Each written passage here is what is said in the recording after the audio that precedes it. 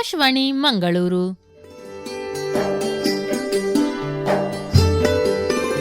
CET ಮಾರ್ಗದರ್ಶಿ.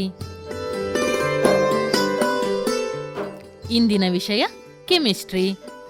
ಭಾಗವಹಿಸುವವರು expert ಪದವಿ ಪೂರ್ವ ಕಾಲೇಜಿನ ಡಾಕ್ಟರ್ ನಾರಾಯಣ ಕುಡ್ವಾ.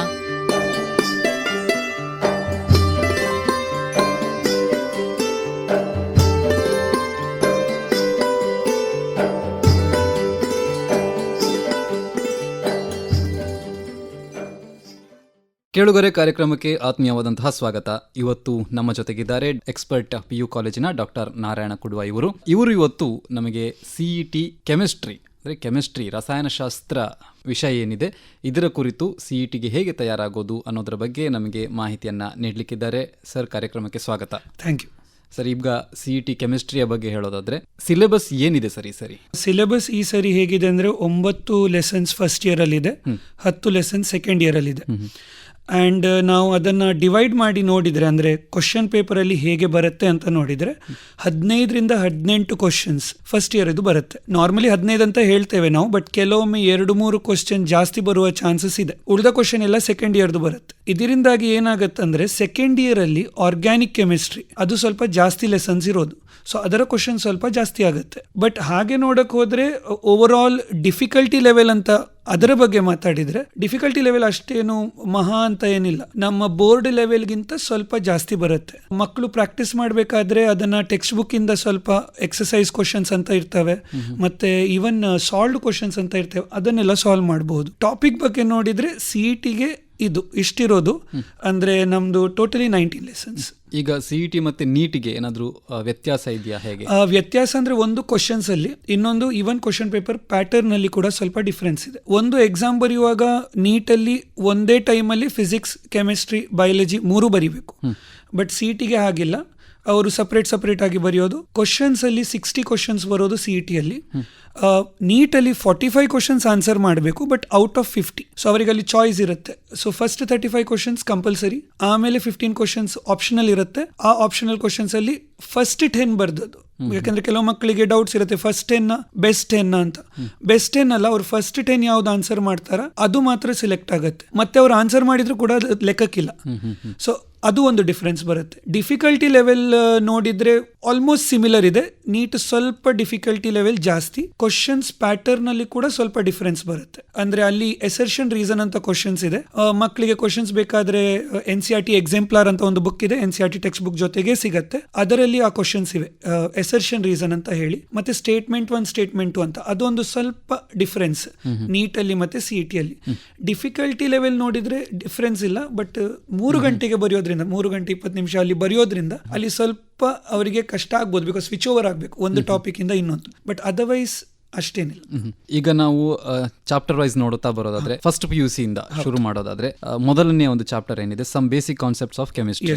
ಸೊ ಇದ್ರ ಬಗ್ಗೆ ಹೇಳಿ ಸರ್, ಏನೆಲ್ಲ ಇದರಲ್ಲಿ ಮುಖ್ಯ ಆಗುತ್ತೆ ಅಂತ. ಇದು ಟಾಪಿಕ್ ಹೆಸರಿನ ತರಾನೇ ಬೇಸಿಕ್. ಸೊ ಇದರಲ್ಲಿ ಸ್ಟ್ರಾಂಗ್ ಇದ್ರೆ ಫಿಸಿಕಲ್ ಕೆಮಿಸ್ಟ್ರಿ ಟಾಪಿಕ್ ತುಂಬಾ ಚೆನ್ನಾಗಿ ಹೋಗುತ್ತೆ. ಸೊ ಇದರಲ್ಲಿ ಇಂಪಾರ್ಟೆಂಟ್ ಟಾಪಿಕ್ಸ್ ನೋಡೋದಾದ್ರೆ ಫಸ್ಟಿಗೆ ನಾವು ಕನ್ವರ್ಷನ್ ಆಫ್ ಯೂನಿಟ್ಸ್ ಅಂತ ಬರುತ್ತೆ. ಬೇರೆ ಟಾಪಿಕ್ಸು ಇದೆ ಅದರ ಹಿಂದೆ ಮುಂದೆ, ಬಟ್ ಇಲ್ಲಿ ಕ್ವಶನ್ ಸ್ವಲ್ಪ ಬಂದಿದೆ. So for example 2023 KCET question paper ಅಲ್ಲಿ ಡಿಗ್ರಿ ಸೆಲ್ಸಿಯಸ್ ಇಂದ ಡಿಗ್ರಿ ಫ್ಯಾರನೈಟ್ಗೆ ಹೇಗೆ ಕನ್ವರ್ಟ್ ಮಾಡೋದು, ಅಥವಾ ಡಿಗ್ರಿ ಸೆಲ್ಸಿಯಸ್ ಅಂಡ್ ಕೆಲ್ವಿನ್ ಎರಡು ಬಂದಿದೆ ಒಂದೇ ಕ್ವಶನ್ ಅಲ್ಲಿ. ಕನ್ವರ್ಟ್ ಮಾಡಿ ಬರಿಬೇಕಂತ ಅಂತಹ ಕ್ವಶನ್ಸ್ ಬಂದಿದೆ.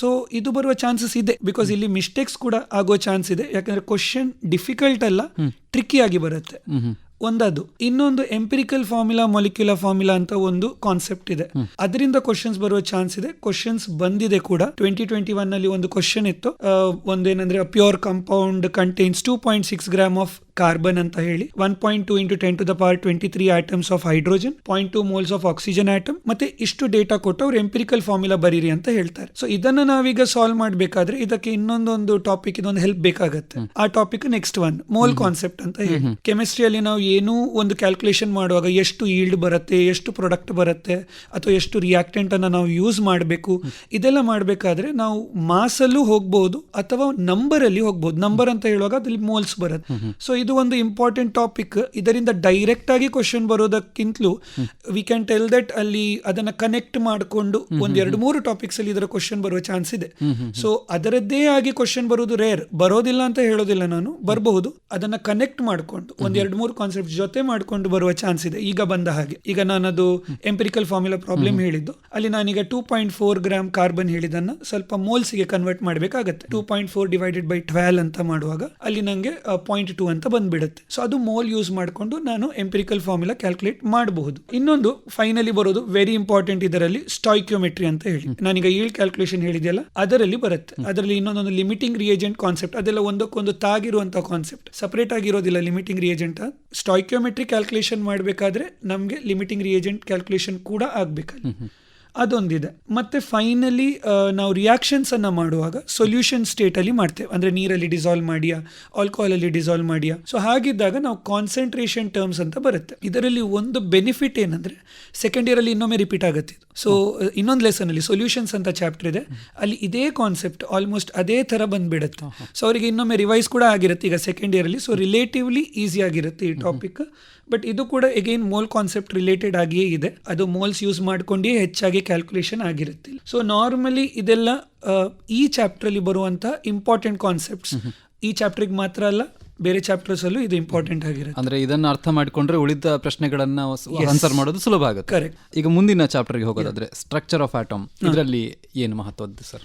ಇದರಲ್ಲಿ ಮಹತ್ವ ಹೇಳೋದಾದ್ರೆ, ಇದು ಈಗ ನಾವು ಫಸ್ಟ್ ಬೇಸಿಕ್ ಕಾನ್ಸೆಪ್ಟ್ ಅಲ್ಲಿ ಕಲ್ತಿದ್ದು ಹೇಗೆ ನಾವು ಆಟಮ್ಸ್ ಅನ್ನ ಅರ್ಥ ಮಾಡ್ಕೋಬಹುದು ಅಂತ. ಬಟ್ ಆಟಮ್ಸ್ ರಿಯಾಕ್ಟ್ ಆಗತ್ತೆ, ಆಟಮ್ಸ್ ರಿಯಾಕ್ಟ್ ಆಗುವಾಗ ಹೇಗೆ ರಿಯಾಕ್ಟ್ ಆಗುತ್ತೆ, ಸೊ ಅದು ಗೊತ್ತಾಗ್ಬೇಕಾದ್ರೆ ನಮ್ಗೆ ಆಟಮ್ ಒಳಗಡೆ ಏನಿದೆ ಅದು ಗೊತ್ತಾಗ್ಬೇಕು. ಸೊ ಇದು ಕೂಡ ಹಾಗೆ ಬೇಸಿಕ್ ಅಂತಲೇ ಹೇಳಬಹುದು. ರಿಯಾಕ್ಟಿವಿಟಿ ಎಲ್ಲ ಇದ್ದಾಗ ಕರೆಕ್ಟ್ ಆಗಿ ನಮ್ಗೆ ಒಂದು ಅರ್ಥ ಮಾಡ್ಕೊಳ್ಳಿಕ್ಕೆ ಈಸಿ ಆಗತ್ತೆ ಮುಂದೆ ಬರುವ ಟಾಪಿಕ್ಸ್ ಗೆ. ಇದರಲ್ಲಿ ಈಗ ಇಂಪಾರ್ಟೆಂಟ್ ಏನಂದ್ರೆ ಫಸ್ಟ್ ಪ್ರೋಟಾನ್ಸ್, ನ್ಯೂಟ್ರಾನ್ಸ್, ಇಲೆಕ್ಟ್ರಾನ್ಸ್ ಅಂತ ಇಲ್ಲ ಇಂಟ್ರೊಡ್ಯೂಸ್ ಆಗುದಿಲ್ಲ.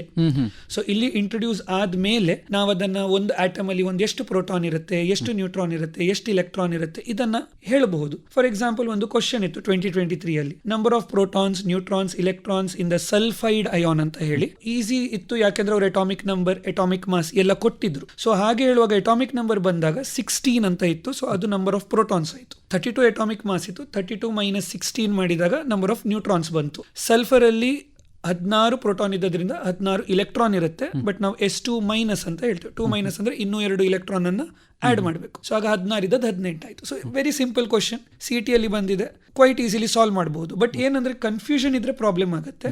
But this the simple one. ಇದಾದ್ಮೇಲೆ ನಮಗೆ ಲೈಟ್ ಬಗ್ಗೆ ಸ್ವಲ್ಪ ಕ್ವಶನ್ಸ್ ಬರುವ ಚಾನ್ಸ್ ಇದೆ. Wave length, frequency, energy of photons, ಇದರ ಬಗ್ಗೆ ಕೂಡ ಕ್ವಶನ್ಸ್ ಬಂದಿವೆ ಆಲ್ರೆಡಿ.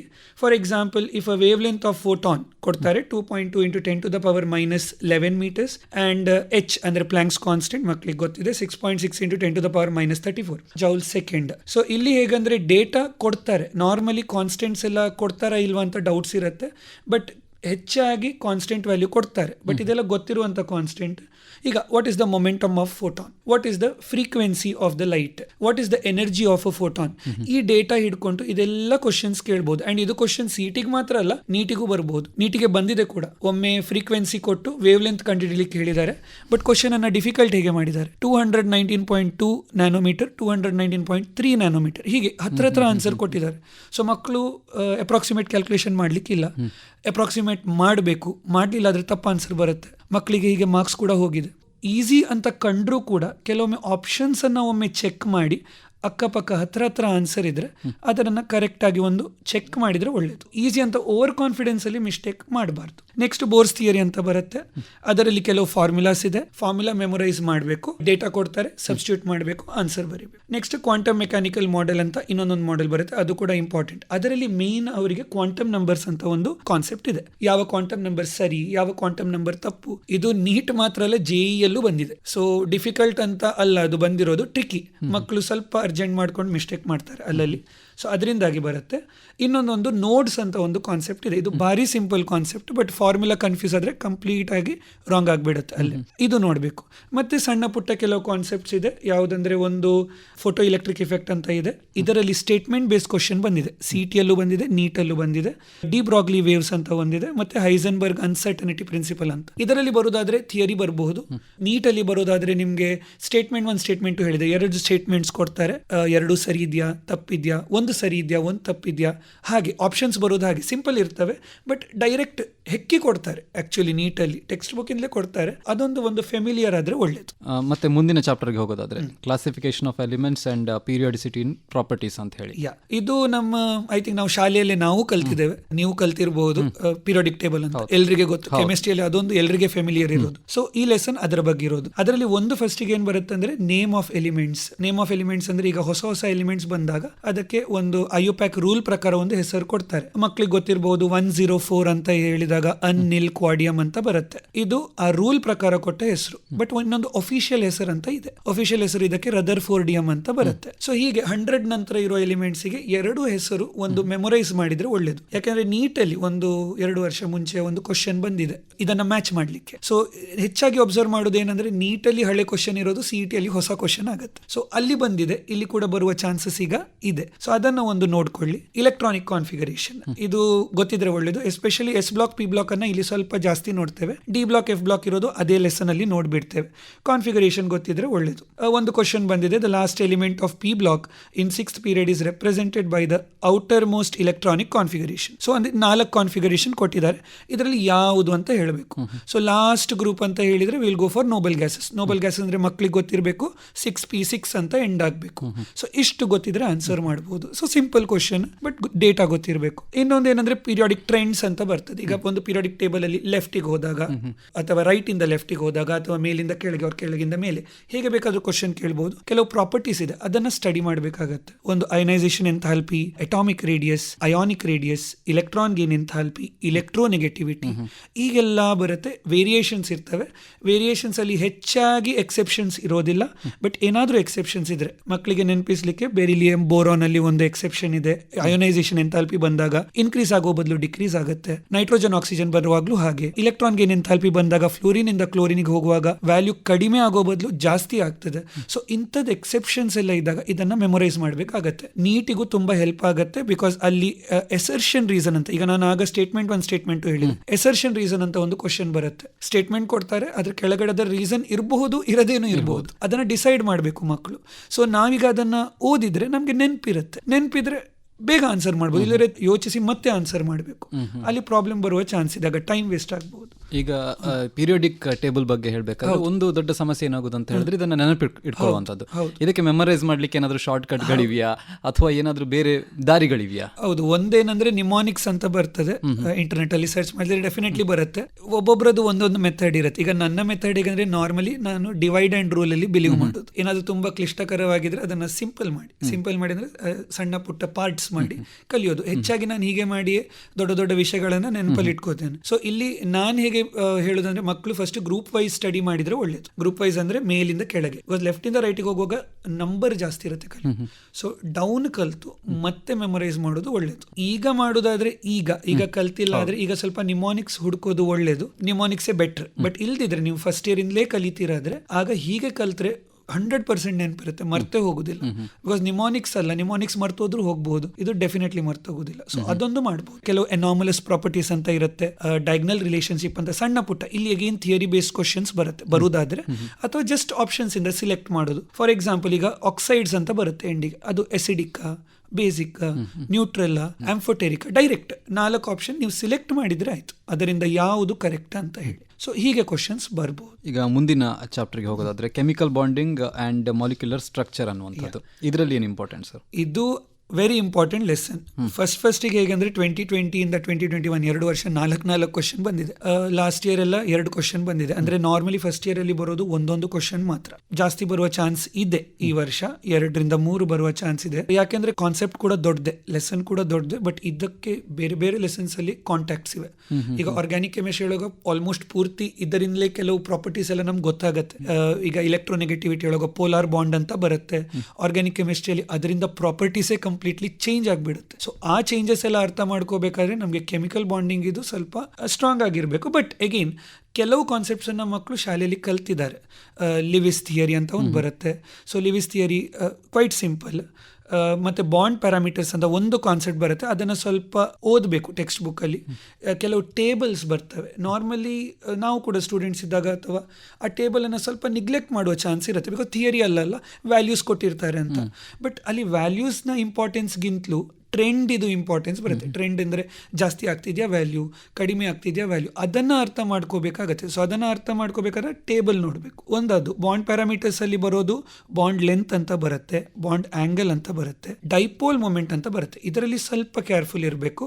ಬಾಂಡ್ ಡೈಪೋಲ್ ಅಂತಲೂ ಬರುತ್ತೆ, ಮಾಲಿಕ್ಯೂಲ್ ಇದು ಡೈಪೋಲ್ ಅಂತಲೂ ಬರುತ್ತೆ. ಇದನ್ನು ನೋಡಬೇಕಾಗತ್ತೆ. ಹೀಗೆ ಮತ್ತೆ ಬಾಂಡ್ ಎಂಥಾಲ್ಪಿ, ಬಾಂಡ್ ಆರ್ಡರ್, ಈ ಕಾನ್ಸೆಪ್ಟ್ಸ್ ಅಲ್ಲಿ ಡೈರೆಕ್ಟ್ ಇದರಲ್ಲಿ ಯಾವುದು ನ್ಯೂಮೆರಿಕಲ್ ಇಲ್ಲ, ಅಂದ್ರೆ ನಂಬರ್ ಹಿಡ್ಕೊಂಡು ಫಾರ್ಮುಲಾ ಹಾಕಿ ಸಬ್ಸ್ಟಿಟ್ಯೂಟ್ ಮಾಡುವಂಥದ್ದು ಎಂಥದ್ದು ಇಲ್ಲ. ಇಲ್ಲಿ ಜಸ್ಟ್ ಅದನ್ನ ಹೆಕ್ಕಿ ಕರೆಕ್ಟ್ ಆನ್ಸರ್ ಅಂತ ಹೇಳಬೇಕು. ಇನ್ನೊಂದು ಬರೋದು VSEPR ಥಿಯರಿ ಅಂತ ಹೇಳಿ, VB ಥಿಯರಿ. ಇದೆರಡು ಕನೆಕ್ಟೆಡ್ ಥಿಯರೀಸ್ ಹೇಳ್ಬೋದು. ಕನೆಕ್ಟ್ ಮಾಡಿದರೆ ನಮಗೆ ಈಸಿ. VB ಥಿಯರಿಯಲ್ಲಿ ಹೈಬ್ರಿಡೈಸೇಷನ್ ಅಂತ ಒಂದು ಕಾನ್ಸೆಪ್ಟ್ ಬರುತ್ತೆ. ಯಾವ ಹೈಬ್ರಿಡೈಸೇಷನ್, ಈಗ ಕ್ವಶನ್ ಬರ್ಬೋದು, ಮೀಥೇನ್ ಮಾಲಿಕ್ಯೂಲ್ಗೆ ಯಾವ ಹೈಬ್ರಿಡೈಸೇಷನ್, sp3 ಅಂತ ಅವರು ಹೇಳಬೇಕು. ಆಪ್ಷನಲ್ಲಿ sp3, sp2, sp ಹಾಗೆ ಇರ್ಬೋದು. ಅಥವಾ ಫಾರ್ ಎಕ್ಸಾಂಪಲ್ ಹೈಬ್ರಿಡೈಸೇಷನ್ ಕೊಟ್ಟು ಇಲ್ಲಿರುವ ಮಾಲಿಕ್ಯೂಲ್ಸ್ ಒಂದು 5-6 ಮಾಲಿಕ್ಯೂಲ್ಸ್ ಕೊಟ್ಟು ಇದರಲ್ಲಿ ಎಷ್ಟಕ್ಕಿದೆ ಅಥವಾ ಯಾವುದಕ್ಕೆಲ್ಲ ಇದೆ, ಸೊ ಅದನ್ನು ಸಿಲೆಕ್ಟ್ ಮಾಡಿ. ಹೀಗೆ ನೀಟಲ್ಲಿ ಬಂದಿದೆ ಮುಂಚೆ. ಸೊ ಇದು CETಯಲ್ಲೂ ಬರಬಹುದು. ಲಾಸ್ಟಿಗೆ ಒಂದು ಮಾಲಿಕ್ಯುಲರ್ ಆರ್ಬಿಟಲ್ ಥಿಯರಿ ಅಂತ ಇದೆ. ಇದರಲ್ಲೂ ಕೂಡ ಸ್ವಲ್ಪ ಹಾಗೆ ಸ್ವಲ್ಪ ಇರೋದು, ಇದರಲ್ಲಿ ಜಾಸ್ತಿ ಕಲೀಲಿಕ್ಕಿಲ್ಲ. ಕ್ವಶನ್ಸ್ ಬರೋದು ಸಿಂಪಲ್ ಇರ್ತವೆ. ಗೊತ್ತಿಲ್ಲದಿದ್ರೆ ಡೆಫಿನೆಟ್ಲಿ ಕಷ್ಟ. ಹೈಡ್ರೋಜನ್ ಬಾಂಡಿಂಗ್ ಅಂತ ಫೈನಲಿ ಒಂದು ಬರುತ್ತೆ, ಅದು ಕೂಡ ಸಣ್ಣ ಟಾಪಿಕ್, ಅದು ಡೈರೆಕ್ಟ್ ಕ್ವಶನ್ಸ್, ಏನು ಇಂಡೈರೆಕ್ಟ್ ಆಗಿ ಬರುವಂಥದ್ದಿಲ್ಲ. ಒಂದು ಎಕ್ಸಾಂಪಲ್ ಕೊಡಬೇಕಾದ್ರೆ 2020 CETಯಲ್ಲಿ ಬಂದಿರೋದು the percentage S character in the hybrid orbital. ನಾನೀಗ ಹೈಬ್ರಿಡೈಸೇಷನ್ ಅಂತ ಹೇಳಿದ ಕಾನ್ಸೆಪ್ಟ್ ಇದು, of nitrogen in NO2+, NO3-, NH4+. So hybridisation ಮಕ್ಕಳಿಗೆ ಗೊತ್ತಿದೆ sp, sp2, sp3 ಅಂತ ಬರ್ತದೆ. ಸೊ sp ಹೇಳುವಾಗ 50% ಆಯಿತು, sp2 ಹೇಳುವಾಗ P ಆದರೆ 66.67% ಆಗುತ್ತೆ, ಇಲ್ಲದ್ರೆ 33%. S ಆದರೆ ಅವ್ರು ಹಾಗೆ ಹೇಳಬೇಕು.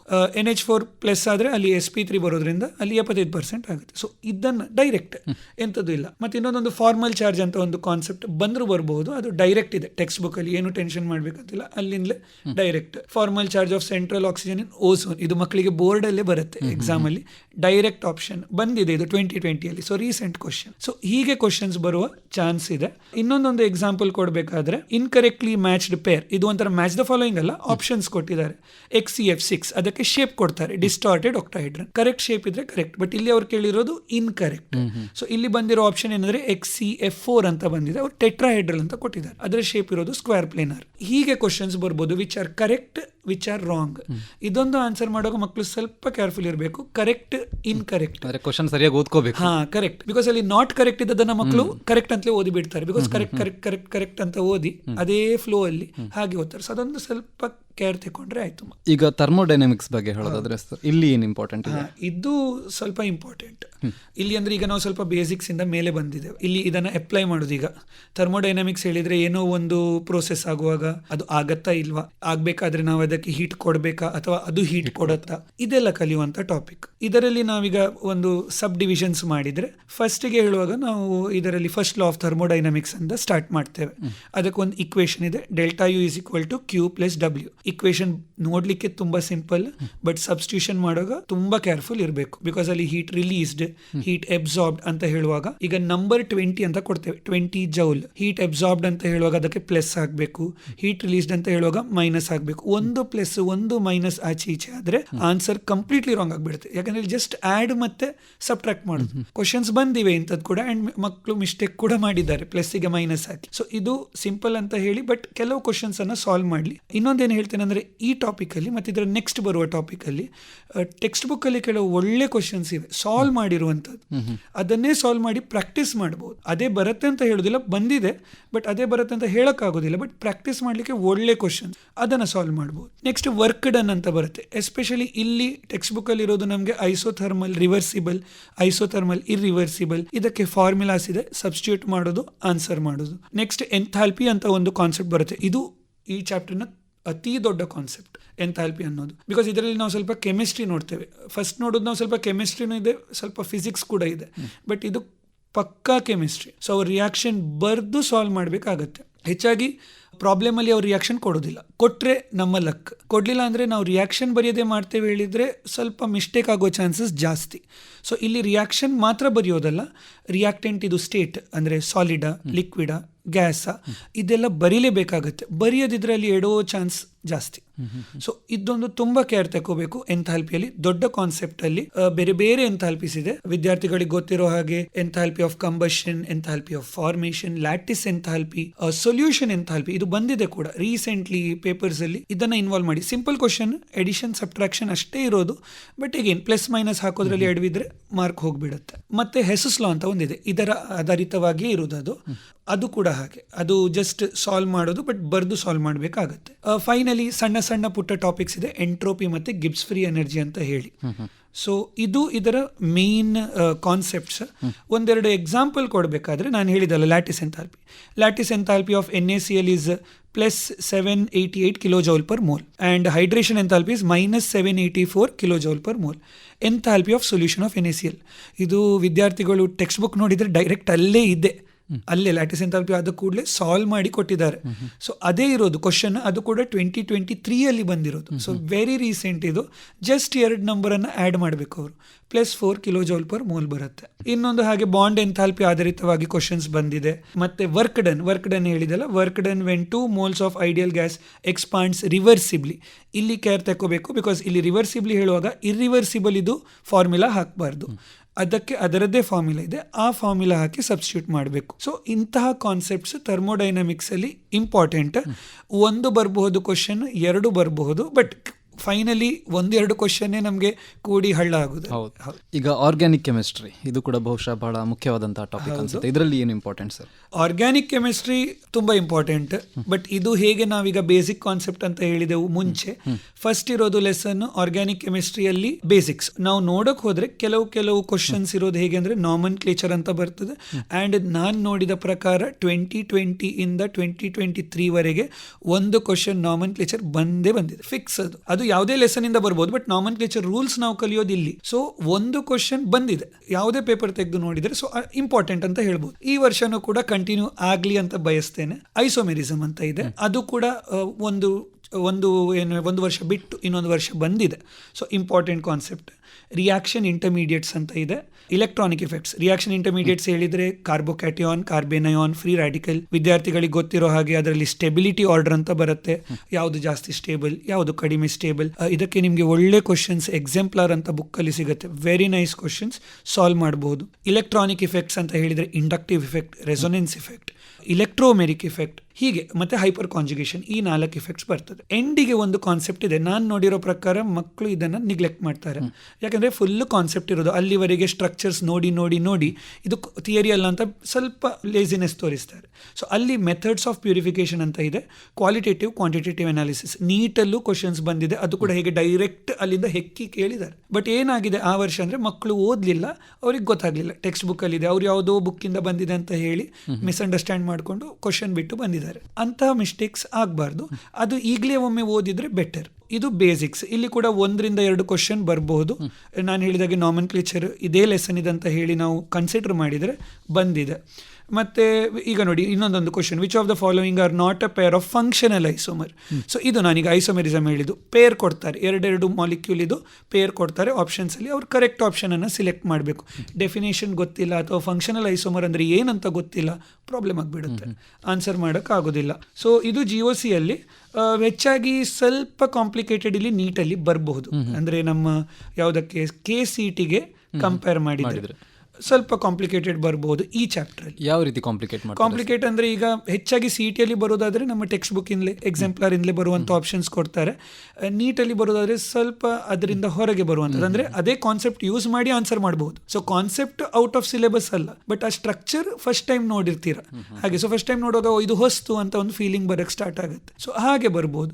ಮತ್ತೆ ಇನ್ನೊಂದು ಹೇಳಿದ್ದು ನಿಮಗೆ ಅದು ಎಸರ್ಷನ್ ರೀಸನ್ ಮತ್ತೆ ಸ್ಟೇಟ್ಮೆಂಟ್ ಒನ್ ಸ್ಟೇಟ್ಮೆಂಟ್ ಇಂಥ ಕ್ವಶನ್ CET ಅಲ್ಲಿ ಅಷ್ಟು ಬರೋದು ಕಡಿಮೆ ಅಥವಾ ಬರೋದೇ ಇಲ್ಲ, ಅಲ್ಲಿ ಬರ್ತದೆ ಕ್ವಶನ್. ಸೊ ಅಲ್ಲಿ ಅವರಿಗೆ ಸ್ವಲ್ಪ ಥಿಯರಿ ವೀಕ್ ಆದ್ರೆ ಜಸ್ಟ್ ಸ್ಟ್ರಕ್ಚರ್ಸ್ ಬರ್ಲಿಕ್ಕೆ ಗೊತ್ತು, ಹೆಸರು ಗೊತ್ತು ಅಷ್ಟೇ, ಆಗ ಪ್ರಾಬ್ಲಮ್ ಆಗುವ ಚಾನ್ಸ್ ಇದೆ. ಸೊ ಇದು ಒಂದು ಲೆಸನ್ ಆರ್ಗ್ಯಾನಿಕ್ ಕೆಮಿಸ್ಟ್ರಿಯಲ್ಲಿ ಇರೋದು. ಇನ್ನೊಂದು ಲೆಸನ್ ಹೋಗೋದಕ್ಕಿಂತ ಮುಂಚೆ ಇದು ಹೇಗೆ ನಾವು ಸಮ್ ಬೇಸಿಕ್ ಕಾನ್ಸೆಪ್ಟ್ಸ್ ಅಲ್ಲಿ ಇಂಪಾರ್ಟೆಂಟ್ ಹೇಳಿದ ಇದು ಪರ್ಫೆಕ್ಟ್ ಇದ್ರೆ ಬೇರೆ ಬೇರೆ ಚಾಪ್ಟರ್ಸ್ ಅಲ್ಲಿ ನಮಗೆ ರಿಯಾಕ್ಷನ್ಸ್ ಕಲಿಲಿಕ್ಕೆ ಇರುತ್ತೆ. ರಿಯಾಕ್ಷನ್ಸ್ ಕಲಿಯುವಾಗ ಹೆಸರು ಬರೀಲಿಕ್ಕೆ ಈಸಿ ಆಗುತ್ತೆ. ಬಿಕಾಸ್ ಅಲ್ಲಿ ಕ್ವಶನ್ಸ್ ಬರೋದು ರಿಯಾಕ್ಷನ್ಸ್ ಆಧಾರಿತವಾಗಿ.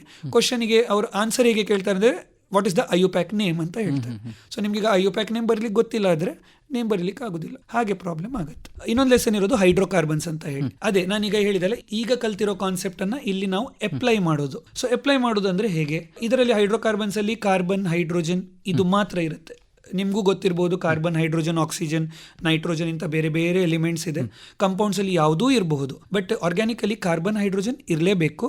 ಬಟ್ ಇಲ್ಲಿ ಕಾರ್ಬನ್, ಹೈಡ್ರೋಜನ್ ಮಾತ್ರ ಇರ್ತದೆ, ಬೇರೆ ಯಾವುದು ಎಡಿಷನಲ್ ಎಲಿಮೆಂಟ್ಸ್ ಇರೋದಿಲ್ಲ. ಇದರಲ್ಲಿ 4 ಗ್ರೂಪ್ಸ್ ಇದೆ. ಅಂದ್ರೆ ನಾವು ಆ ಲೆಸನ್ ಅನ್ನ 4 ಭಾಗ ಮಾಡಬಹುದು. ಒಂದು ಆಲ್ಕೇನ್ ಅಂತ ಹೇಳಿ, ಇನ್ನೊಂದು ಆಲ್ಕೀನ್ಸ್, ಇನ್ನೊಂದು ಆಲ್ಕೈನ್ಸ್, ಮತ್ತೆ ಫೈನಲಿ ಎರೋಮ್ಯಾಟಿಕ್ ಹೈಡ್ರೋಕಾರ್ಬನ್ಸ್ ಅಂತ ಹೇಳಿ. ಈಗ ಆಲ್ಕೇನ್ಸ್ ಅಲ್ಲಿ ಹೇಳೋದಾದ್ರೆ ಅಥವಾ ಬೇರೆ ಯಾವುದೇ ಆರ್ಗ್ಯಾನಿಕ್ ಕೆಮಿಸ್ಟ್ರಿ ಲೆಸನ್ ತೆಕ್ಕೊಂಡ್ರೆ ಲೆಸನ್ ಅಲ್ಲಿ ಒಂದು ಸ್ಟ್ರಕ್ಚರ್ ಇರುತ್ತೆ. ಆ ಸ್ಟ್ರಕ್ಚರ್ ಅಲ್ಲಿ ಮಿಸ್ ಆಗೋದಿಲ್ಲ. ನೀವು ಯಾವ ಚಾಪ್ಟರ್ ಬೇಕಾದ್ರೂ ತೆಗೆದು ನೋಡಿ. ಫಸ್ಟಿಗೆ ಅವ್ರು ಏನ್ ಮಾಡ್ತಾರೆ, ಒಂದು ಇಂಟ್ರೋ ಕೊಡ್ತಾರೆ, ಇಂಟ್ರೊಡಕ್ಷನ್ ಕೊಡ್ತಾರೆ ಎಲ್ಲದಕ್ಕೆ. ಅದರಲ್ಲಿ ಬೇಕಾದ್ರೆ ಐಸೋಮೆರಿಸಮ್ ಹೇಳ್ತಾರೆ, ನಾಮನ್ಕ್ಲೇಚರ್ ಹೇಳ್ತಾರೆ, ಇದೆಲ್ಲ ಬರುತ್ತೆ. ಆಮೇಲೆ ಬರೋದು ಅದರ ಸಿಂಥಸಿಸ್, ಆ ಕಾಂಪೌಂಡ್ ಅನ್ನ ಹೇಗೆ ನಾವು ಪ್ರಿಪೇರ್ ಮಾಡಬಹುದು ಲ್ಯಾಬ್ ಅಲ್ಲಿ ಅಂತ ಹೇಳಿ.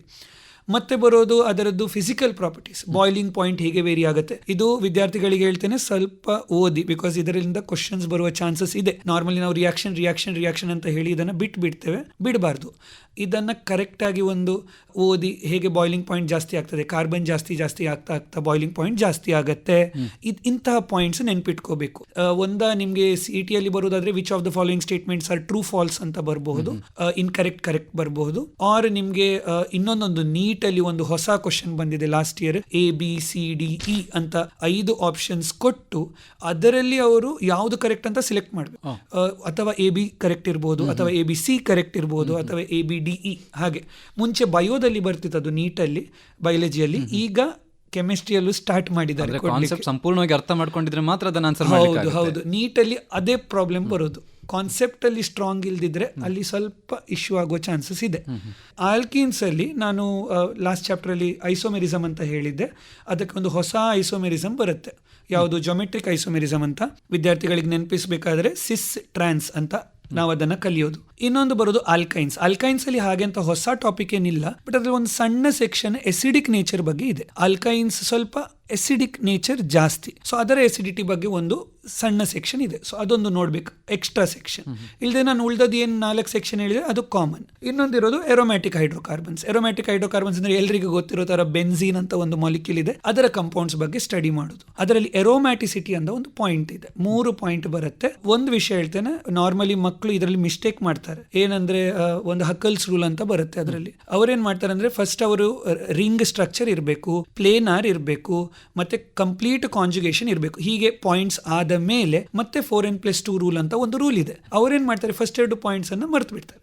ಅದು ಇಲ್ಲ ಅಂತ ಹೇಳಿ ಡೈರೆಕ್ಟ್ 4n+2 ರೂಲ್ ಅಂತ ಹೇಳ್ಬಿಡ್ತಾರೆ. ಸೊ ಹಾಗೆ ಮಾಡಬಾರ್ದು. ಅದೊಂದು ಆರ್ಡ್ರಲ್ಲೇ ಅದನ್ನ ಎರೋಮ್ಯಾಟಿಕ್ ಅಲ್ವಾ ಅಂತ, ಬಿಕಾಸ್ ಇಂತಹ ಕ್ವಶನ್ಸ್ ಬಂದಿದೆ. Which of the compounds are aromatic, 4 option ಕೊಡ್ತಾರೆ, ಎರೋಮ್ಯಾಟಿಕ್ ಹೌದಾ ಅಲ್ವಾ ಹೇಳಬೇಕು. ಮತ್ತೆ ಇದು ಆರ್ಗ್ಯಾನಿಕ್ ಕೆಮಿಸ್ಟ್ರಿ. ಸೊ ಇಲ್ಲಿ ಸ್ವಲ್ಪ ಡಿಫರೆಂಟ್ ಕ್ವಶನ್ಸ್ ಬರ್ತದೆ. For example, identify A and B in the following reactions. So ಇಲ್ಲಿ ಈಗ ಯಾವ ಟೈಪ್ ಕ್ವಶನ್, ಹೊಸ ಕ್ವಶನ್ ಇದು, ಇಲ್ಲಿವರೆಗೆ ಬಂದಿಲ್ಲ. ರಿಯಾಕ್ಷನ್ ಕೊಡ್ತಾರೆ, ಟೆಕ್ಸ್ಟ್ ಬುಕ್ ಅಲ್ಲಿ ಇರೋ ರಿಯಾಕ್ಷನ್ ಇರ್ಬೋದು ಅಥವಾ ಬೇರೆ ಯಾವುದಾದ್ರೂ, ಬಟ್ ಟೆಕ್ಸ್ಟ್ ಬುಕ್ ಅಲ್ಲಿ ಇರೋ ರಿಯಾಕ್ಷನ್ ಇದೆ, ಒಂದು ವೇರಿಯೇಷನ್ ಕೊಟ್ಟು ಪ್ರಾಡಕ್ಟ್ ಕೊಡೋದಿಲ್ಲ. ಪ್ರಾಡಕ್ಟ್ ಜಾಗದಲ್ಲಿ AB ಅಂತ ಕೊಟ್ಬಿಡ್ತಾರೆ. ಈಗ ಇಲ್ಲಿ ಅದೇ ಕ್ವಶನ್ ಬಂದಿದೆ. ಪ್ರೊಪೀನ್ ಮಾಲಿಕ್ಯೂಲ್ ಕೊಟ್ಟಿದ್ದಾರೆ, HBr ವಿತ್ ಪೆರಾಕ್ಸೈಡ್ ಅಂತ ಕೊಟ್ಟು A ಅಂತ ಕೊಟ್ಟಿದ್ದಾರೆ, ಜಸ್ಟ್ HBr ಕೊಟ್ಟಿದ್ದಾರೆ, ಅಲ್ಲಿ B ಅಂತ ಕೊಟ್ಟಿದ್ದಾರೆ. ಈಗ ಮಕ್ಕಳು AB ಏನಂತ ಹೇಳಬೇಕು, ಹೆಸರು ಕೊಡ್ತಾರೆ ಕೆಲವೊಮ್ಮೆ. ಈಗ IUPAC ನೇಮ್ ಗೊತ್ತಿರಬೇಕು, ಗೊತ್ತಿಲ್ಲ ಆದರೆ ಇನ್ನೊಮ್ಮೆ ಮಿಸ್ಟೇಕ್ ಆಗುವ ಚಾನ್ಸ್ ಇದೆ. ಸೊ ಅಲ್ಲಿ ಇಶ್ಯೂ ಬರುತ್ತೆ. ಸೊ ಇಂತಹ ಕ್ವಶನ್ ಈಗ ಆರ್ಗ್ಯಾನಿಕಲ್ಲಿ ಬರಲಿಕ್ಕೆ ಸ್ಟಾರ್ಟ್ ಆಗುತ್ತೆ, which is not there in other sections ಅಂದರೆ ಇನಾರ್ಗ್ಯಾನಿಕ್ ಮತ್ತು ಫಿಸಿಕಲ್ ಕೆಮಿಸ್ಟ್ರಿಲಿ ಇಂಥ ಕ್ವಶನ್ಸ್ ಇಲ್ಲ. ಸೊ ಹೀಗೆ ಬರ್ತದೆ. ಅವ್ರು ಬೆನ್ಸಿನ್ ರಿಂಗ್ ಕೊಟ್ಟಿದ್ದಾರೆ, 6 ಕ್ಲೋರಿನ್ ಮಾಲಿಕ್ಯೂಲ್ಸ್ ಕೊಟ್ಟಿದ್ದಾರೆ, ಆನ್ಹೈಡ್ರಸ್ AlCl3 ಕೊಟ್ಟು ಡಾರ್ಕ್ ಕೋಲ್ಡ್, ಇದು ನಾರ್ಮಲಿ ಕಲಿಯೋ ರಿಯಾಕ್ಷನ್ ಅಲ್ಲ ಮಕ್ಕಳು. ಇಲ್ಲಿ ಅವರಿಗೆ ಬೆನ್ಸಿನಿಗೆ 6 ಕ್ಲೋರಿನ್ ಆಟಮ್ಸ್ ಬಂದು ಅಟ್ಯಾಚ್ ಆಗಿಬಿಡುತ್ತೆ. ಇನ್ನೂ ನಮಗೆ 2 ಲೆಸನ್ ಉಳಿದಿದೆ ಫಸ್ಟ್ ಇಯರ್ ಅಲ್ಲಿ. ಒಂದು ಐ ಥಿಂಕ್ ಇಕ್ವಿಲಿಬ್ರಿಯಂ ಅಂತ, ಇದು ಇನ್ನೊಮ್ಮೆ ಫಿಸಿಕಲ್ ಕೆಮಿಸ್ಟ್ರಿ. ನೀಟಲ್ಲಿ ಕೂಡ ಇದಕ್ಕೆ ಸ್ವಲ್ಪ ಇಂಪಾರ್ಟೆನ್ಸ್ ಜಾಸ್ತಿ. JEE ಬರೆಯೋರು ಆದರೂ ಕೂಡ ಇಕ್ವಿಲಿಬ್ರಿಯಂ ಇಂಪಾರ್ಟೆಂಟ್ ಅವರಿಗೆ, ಬಿಕಾಸ್ ಅಲ್ಲಿ ನಂಬರ್ ಬೇಸ್ಡ್ ಕ್ವಶನ್ಸ್ ಎಲ್ಲ ಬರುವ ಚಾನ್ಸಸ್ ಇರುತ್ತೆ. ಸೊ ಅದನ್ನು ಅವ್ರು ಕಲಿಬೇಕಾದ್ರೆ ಈ ಚಾಪ್ಟರನ್ನು ಡೆಫಿನೆಟ್ಲಿ ಕಲಿಬೇಕು. ಇದರಲ್ಲಿ ಅವರಿಗೆ ಮೇನ್ ಸೆಕ್ಷನ್ಸ್ ಹೇಳೋದಾದ್ರೆ, ಒಂದು ಇಕ್ವಿಲಿಬ್ರಿಯಂ ಕಾನ್ಸ್ಟೆಂಟ್ ಅಂತ ಇದೆ, ವಿದ್ಯಾರ್ಥಿಗಳಿಗೆ ಗೊತ್ತು. KP/Kc ವ್ಯಾಲ್ಯೂ, KP/Kc ವ್ಯಾಲ್ಯೂ ಇಂದ ಕಾನ್ಸಂಟ್ರೇಷನ್ ಪ್ರೆಷರ್ ವ್ಯಾಲ್ಯೂ ಕಂಡುಹಿಡಿಯೋದು, ಅವ್ರ ಕಾನ್ಸಂಟ್ರೇಷನ್ ವ್ಯಾಲ್ಯೂ ಇಂದ KP/Kc ವ್ಯಾಲ್ಯೂ ಕಂಡುಹಿಡಿಯೋದು, ಅಂದರೆ ಉಲ್ಟಾ ಹೀಗೇನೂ ಆಗುತ್ತೆ ಹಾಗೇನು.